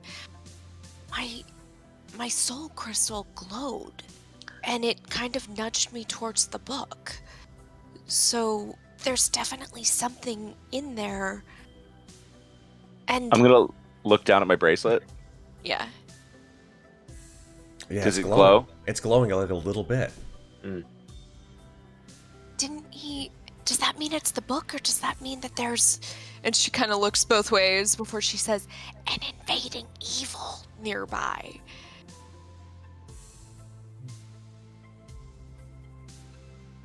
I don't know. And he's gonna scoot his chair over and say, "Both read a page. We can get through it faster." Okay, great. And he's gonna scoot on over so that they can both try and read if possible. Verity was going to ask about what's so special about this book. And then upon pointing out the glowing thing with our, what are they called again? Soul crystals. Soul crystals, that's right. With the soul crystals, and she probably pointed out, oh, I just thought it was a book you both really, really wanted.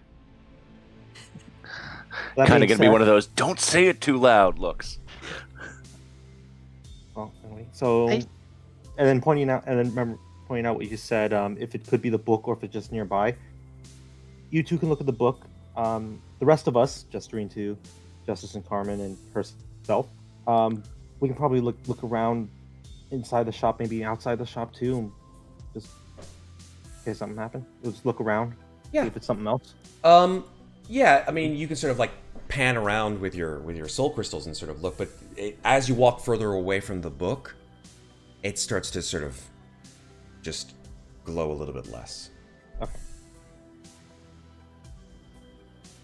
So it is proximity to the book. Seemingly, yeah. I mean, it's not glowing like it is something that is attached to it, but there's some kind of remnant, perhaps, in the book that is making your soul crystal go a little cuckoo for cocoa. Okay, Hide? got it.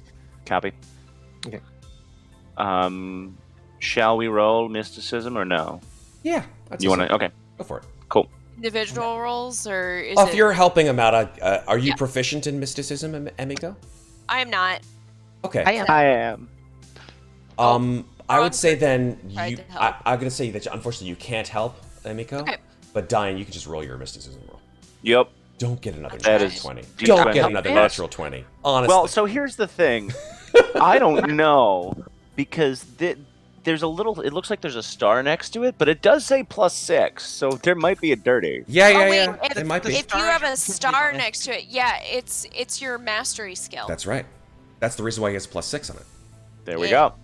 go. So, Pretty darn well, good. you didn't get a 20, Yeah. but I'll take a 17. 17, not bad. Okay. So you read this book, and like I said, it's extremely difficult to read, but it is this it's a journal by this guy, Sirius Lee. And I'm gonna go ahead and say that as you're reading it, you sort of gain the interpretation of what this guy went through. He seems to have lived in the 1920s. He was this globe-trotting American who went from place to place, searching for a way to travel between dimensions. And it seems, at least in the small period of time that you're able to read this book, that he was, at least to some degree, had some limited success. He was able to sort of understand that there was another universe next to our own. This is called... Let me just check on it.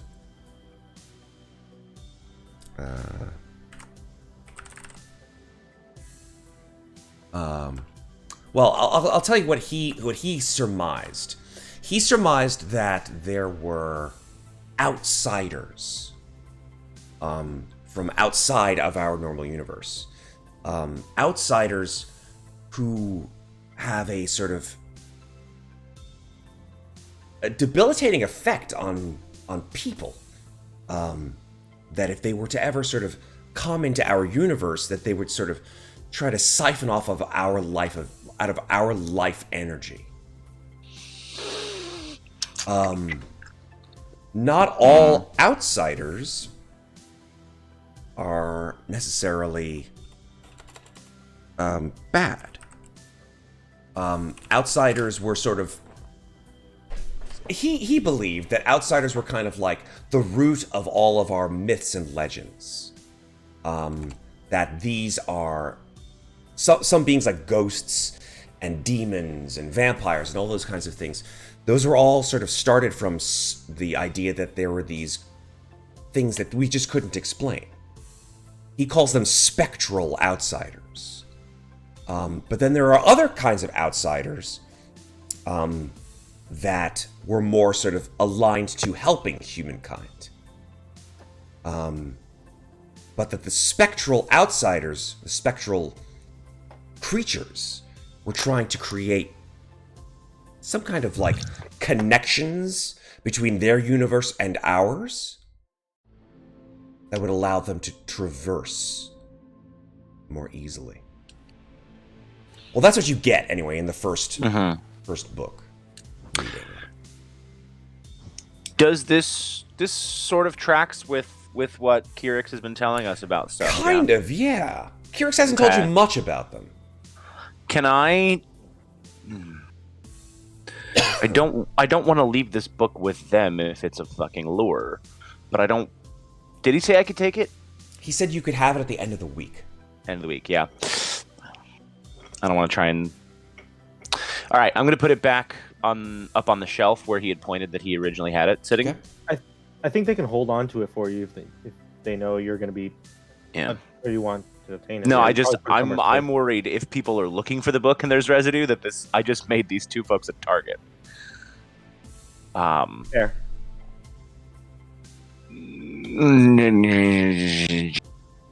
Yeah, all right, fine. Gets destroyed. Yeah. You won't have to work for the Justus. That's true. Yeah. I put the book back on the shelf and I thank him profusely, and I tell him that I'll show up tomorrow after school for my shift. All right. Yeah. That's I relate to the party everything that I sort of put together based on the scribblings and the notes from the journal. Okay. Anything else anyone else want to do?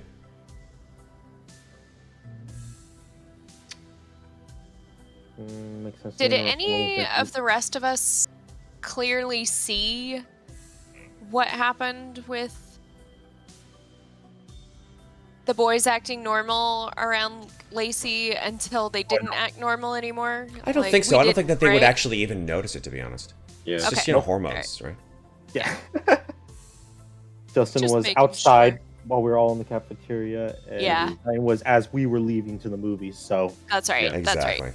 I was like, I just couldn't remember the timing of the after school thing. I was like, I didn't know if we were like right there or not. So. I'm pretty sure that's going to lead to a whole other plot point. So time passes as you are reading this book, Dayen, and I think that it comes time for them to close up the shop. As they're closing up the shop, the grandfather walks over to the television as the news station is finishing up their broadcast, and you just hear the sort of last item on the news, and the chyron reads, "Cases in comatose patients on the rise." And the news anchor says, "People are going into spontaneous comas. There's no reason yet found for this. Citizens are warned to stay away from eating excessive amounts of fast food. That means you," and like he points, and like the anchors like laugh like ha ha ha ha ha ha ha ha, and then the grandfather says, "Stupid," and he clicks off the television. Bong, bong, bong. Dayen is just dead in his tracks, look like he saw a ghost as he's looking at the news report. You're right there? Yeah.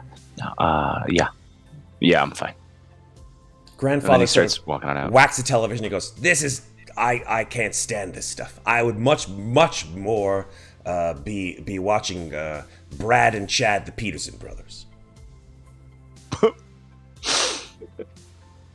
Oh, you don't know it? This universe's version of Mary Kate and Ashley Olsen. No.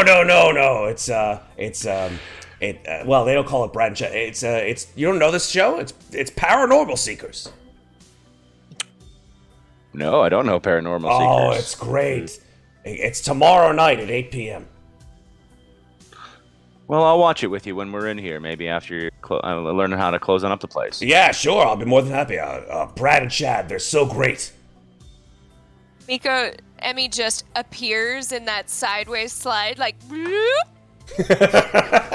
Amazing. Paranormal Seekers? Really? That, like, aliens or like ghosts or Oh, they do everything. Ghosts, aliens. I love it. Oh, this is gonna be a lead. I'm gonna scream. I think ghosts. You think aliens have ghosts? Yeah, alien ghosts. Every Tuesday, 8 p.m. Can't miss it. You see, Tuesdays, 8 p.m. She's like writing it down. love it. Okay. He says, "Okay, that's enough, kids. You guys go at home. Your parents are probably waiting for you." Yeah. Mm-hmm. Okay. All right. Yeah. Thank you very much, sir. He closes the We'll shop. be back. All right, so that is essentially the end of investigation phase. Those of you who read the book, mark one reading tally next to your gear that you've read the book once.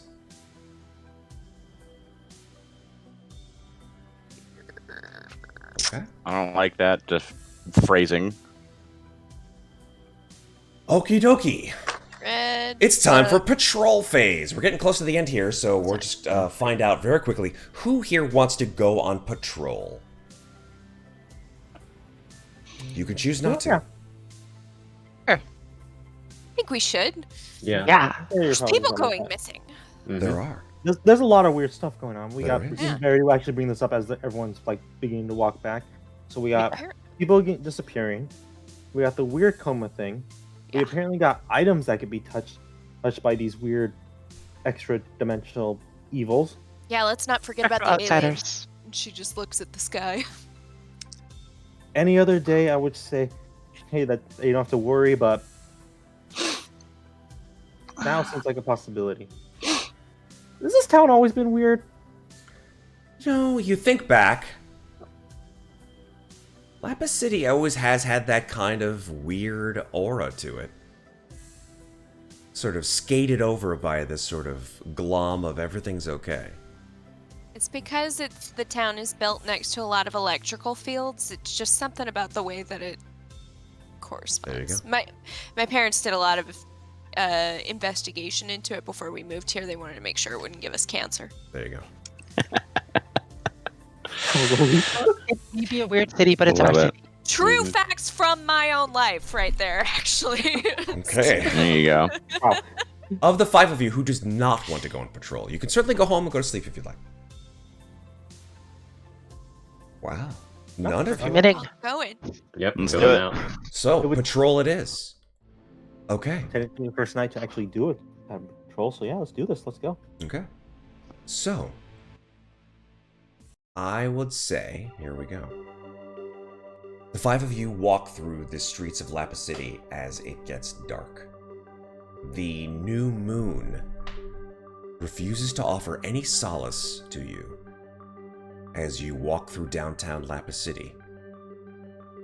And that is when you notice that your soul crystals are now blinking. And they're blinking progressively quicker and brighter with each step that you take. Start looking around. Yep. Yeah. Okay. Are they making like a beeping sound while they're blinking? I don't know. I mean, it's up to you. I don't think so. I think that they sort of pulse, but I could be wrong. Emmy's just holding hers out, like what she would eventually come to realize is searching for a signal with the cell phone, but we're not there yet. Just trying to like figure out if it until it gets solid. Okay. Yeah, this is like the first real day, so we'd be trying to figure all this stuff out, just stumbling around. Yeah. Absolutely. 100%. Justus instinctively raises hand into guard. Nice. Your soul crystals begin to sort of glow and pulse, and as you notice that and you sort of look at each other, you look up at the street lights and they're beginning to sort of flicker a little bit and wink. Does it match the cadence of the soul crystal blinking? Kind of a little bit, in a way. Your crystals sort of gleam with this light as you traverse the town. And you sort of look up, all of you, and determine that you probably have a better chance of seeing what's going on if you go up to the roofs of these buildings. And so there's sort of an interdescent scene where you were all sort of scrambling up fire escapes to the top of these buildings. And you traverse by rooftop. And then you see something in a nearby alleyway. Your soul crystals lead you in this direction as they begin to pulse with an almost heartbeat.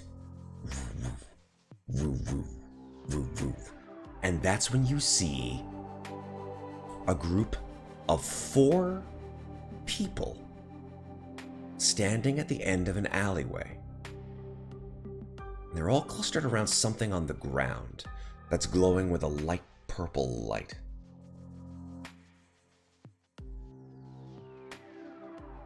What do you do? 4 people look normal. Well, they look like normal people. There's 3 men in business uniforms, 1 a woman. Make a perception check. Or All of us, investigation. Up to you. My investigation is +4, so I'm going to do that. Okay. +4. All of us, just Verity. I'd say just Verity since he asked. She 11. asked. An 11? Yeah, they wear business suits, but they're all sort of... They're just standing there, staring at something on the ground, not moving. It's Verity obviously looking down at them. I'd say so, yeah. I would just sort of look down, try to get a little closer, try to see what the heck is going on down there. Dayen's gonna move rooftop so that he can flank around. We can encircle the circle. Okay. Get around the 4. Yep. Is the purple of the flashing thing the same purple as, or like a similar purple to my gem, or No, is it? Okay. It's not. The gem color that you have is like a light, sort of almost like a puce. The color that's on the ground is almost like a dark reddish purple coming up from the ground. Okay. Slightly more ominous. Yeah. Do the people look entranced at all? It's a little too hard to make out at this distance. You'd have to get closer. Carmen's I can- definitely trying to get closer. I'll climb on down. Okay. I would say that at this point in time, you probably are, I don't know, close to about, I don't know. If you're climbing down, probably about 40 or so odd feet away. There's like a ladder you guys can climb from the rooftop down. Do you guys choose to climb down, or do you want to stay on the roof? I'll climb down. Okay. I'll also climb down. I was thinking of jumping down, but climbing down sounds safer. Yeah, you're like 30 feet off the ground. I think that would probably be a good idea. I want to get a little closer. We don't on the have roof. 3d10 of hit points Yeah, no. for the falling damage alone. Let's do it anyway. We roll once. Okay. You climb down the ladder, and you see these 4 people standing at the edge of the alleyway. The sort of glow of this sort of purplish orange light is washing over their face.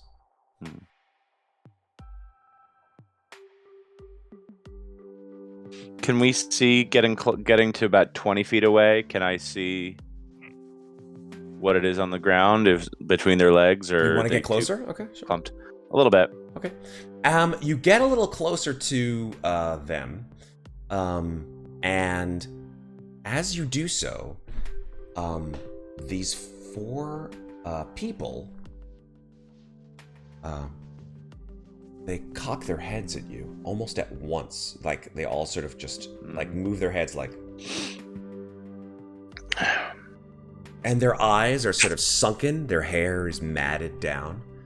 And you can see from this distance, Dayen, the woman's shoes are missing. She's just standing there on the filthy street. Do I recognize any of them from like earlier in the day? None of them are. No. Okay, just people random. Okay. You're close enough also to hear voices coming from around the corner. But what they're saying is indistinguishable at this distance. But not from these 4 people. No. Okay. Around the corner near me, or away from me near the rest of the party? Sort of, the party's behind you. You're the No, most... I said I flanked around. You flanked around where? I moved around the rooftop to encircle this circle around the circle of so that they were around the stone, and I had moved around the rooftops to climb down to then basically pincer attack. Right? Oh, I see. Okay. There wasn't a ladder on the other side. There's only one ladder in the alleyway. Okay. But I can put you where, in my mind, where I think you are. You would basically be at a perpendicular angle to them. So you'd see them straight down, but then the party is looking up from that way. Great. That works. Okay, you guys watch as Dayen sort of like takes off, going across to another rooftop, and then climbing down while the rest of the 4 of you climb into the alleyway. So the both of you can, your group and Dayen's group, and just Dayen, can both look onto this group of 4 people. They're kind of like near a T-junction? Yes, exactly. Okay. Then yeah, I'm gonna try and move closer, but still give myself room to spring away if necessary. Okay. Do they move towards me when they cock their heads? They don't. But you see just... that behind them is this sort of glowing orange purple light, and there's a noise coming from behind them from other people. You're not quite sure who they are, but they're sort of muttering something. I try and move just like 1 or 2 steps closer. Okay, as you move closer, like 15, your soul crystal starts to like beat, like. What do the rest of you do?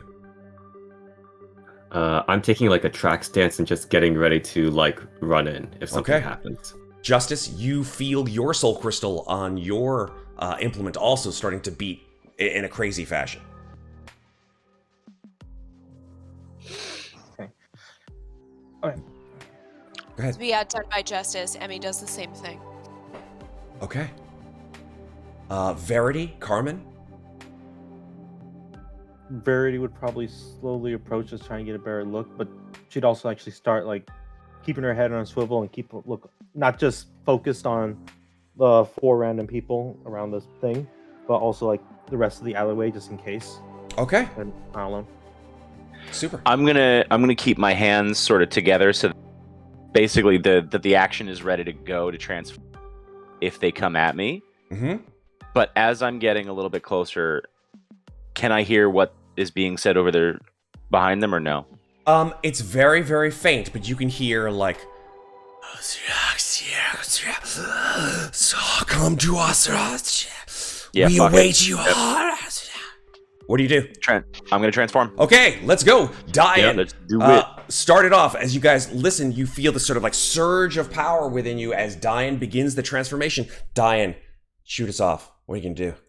By the unknown immersed within me, Veil unleash, and he's gonna grab the gem from like sort of like that backhand ninja stab where the blade runs along the arm style. Just grab, and it's much less flourishy than it was in the park. It's pure fucking let's go business. Okay. And just right into it. Fantastic. Justus, you hear the cue.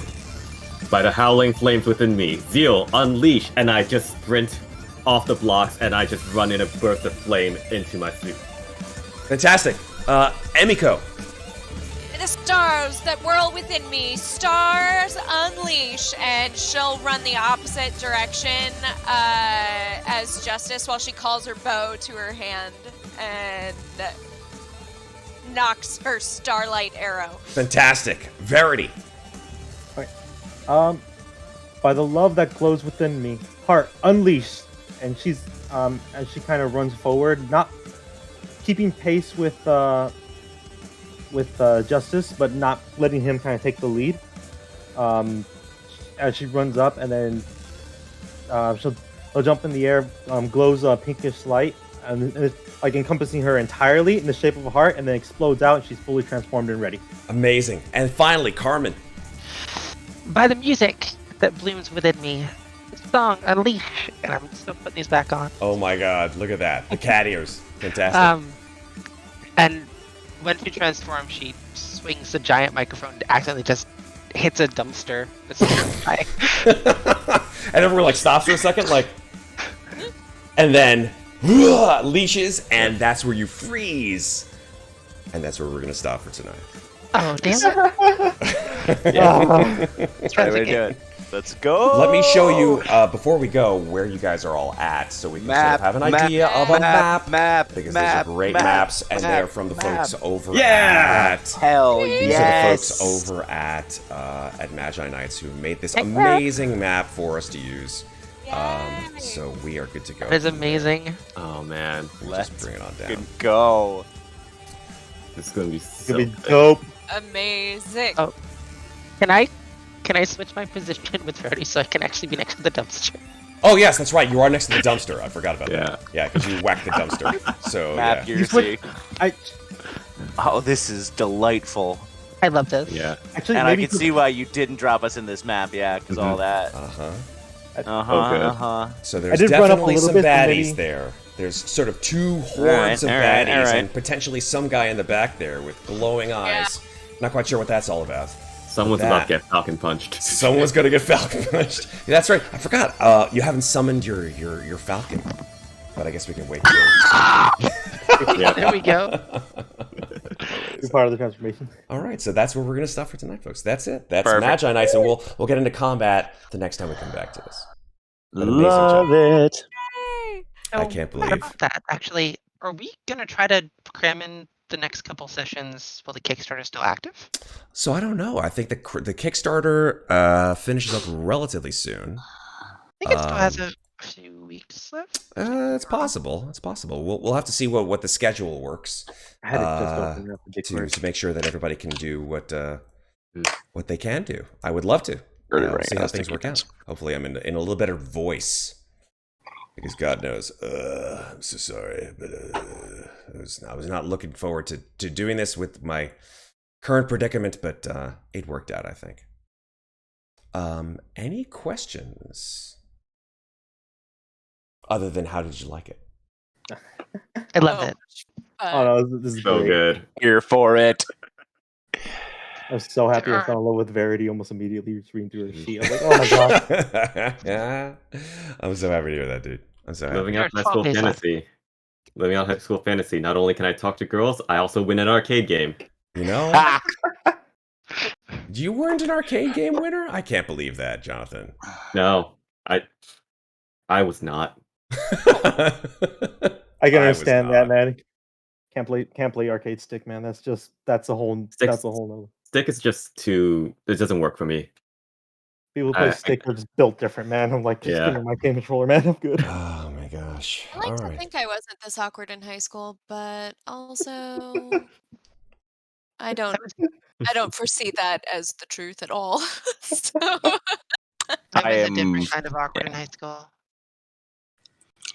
Look, that's the great thing about Magi-Knights. Yeah. You can just say it was all a dream, and this is a real high school life. You know. do-do-do.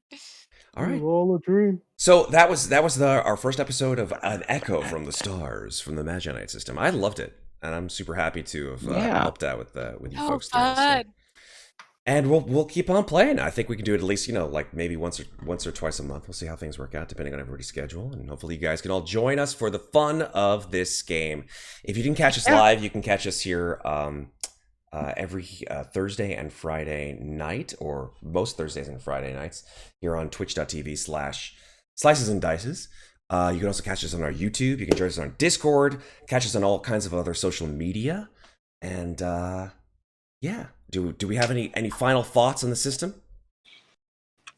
Can't wait to play test the combat Other than- mechanics. Yeah. Oh, Yeah, I'm combat's gonna be looking super forward to fun. the combat. I love how. I love how the social system seems to be worked in a little bit. It's like one of my favorite things about RPGs, JRPGs specifically, and it's looking pretty cool. Oh yeah. Amazing. I did actually have a question about the social points. Yeah.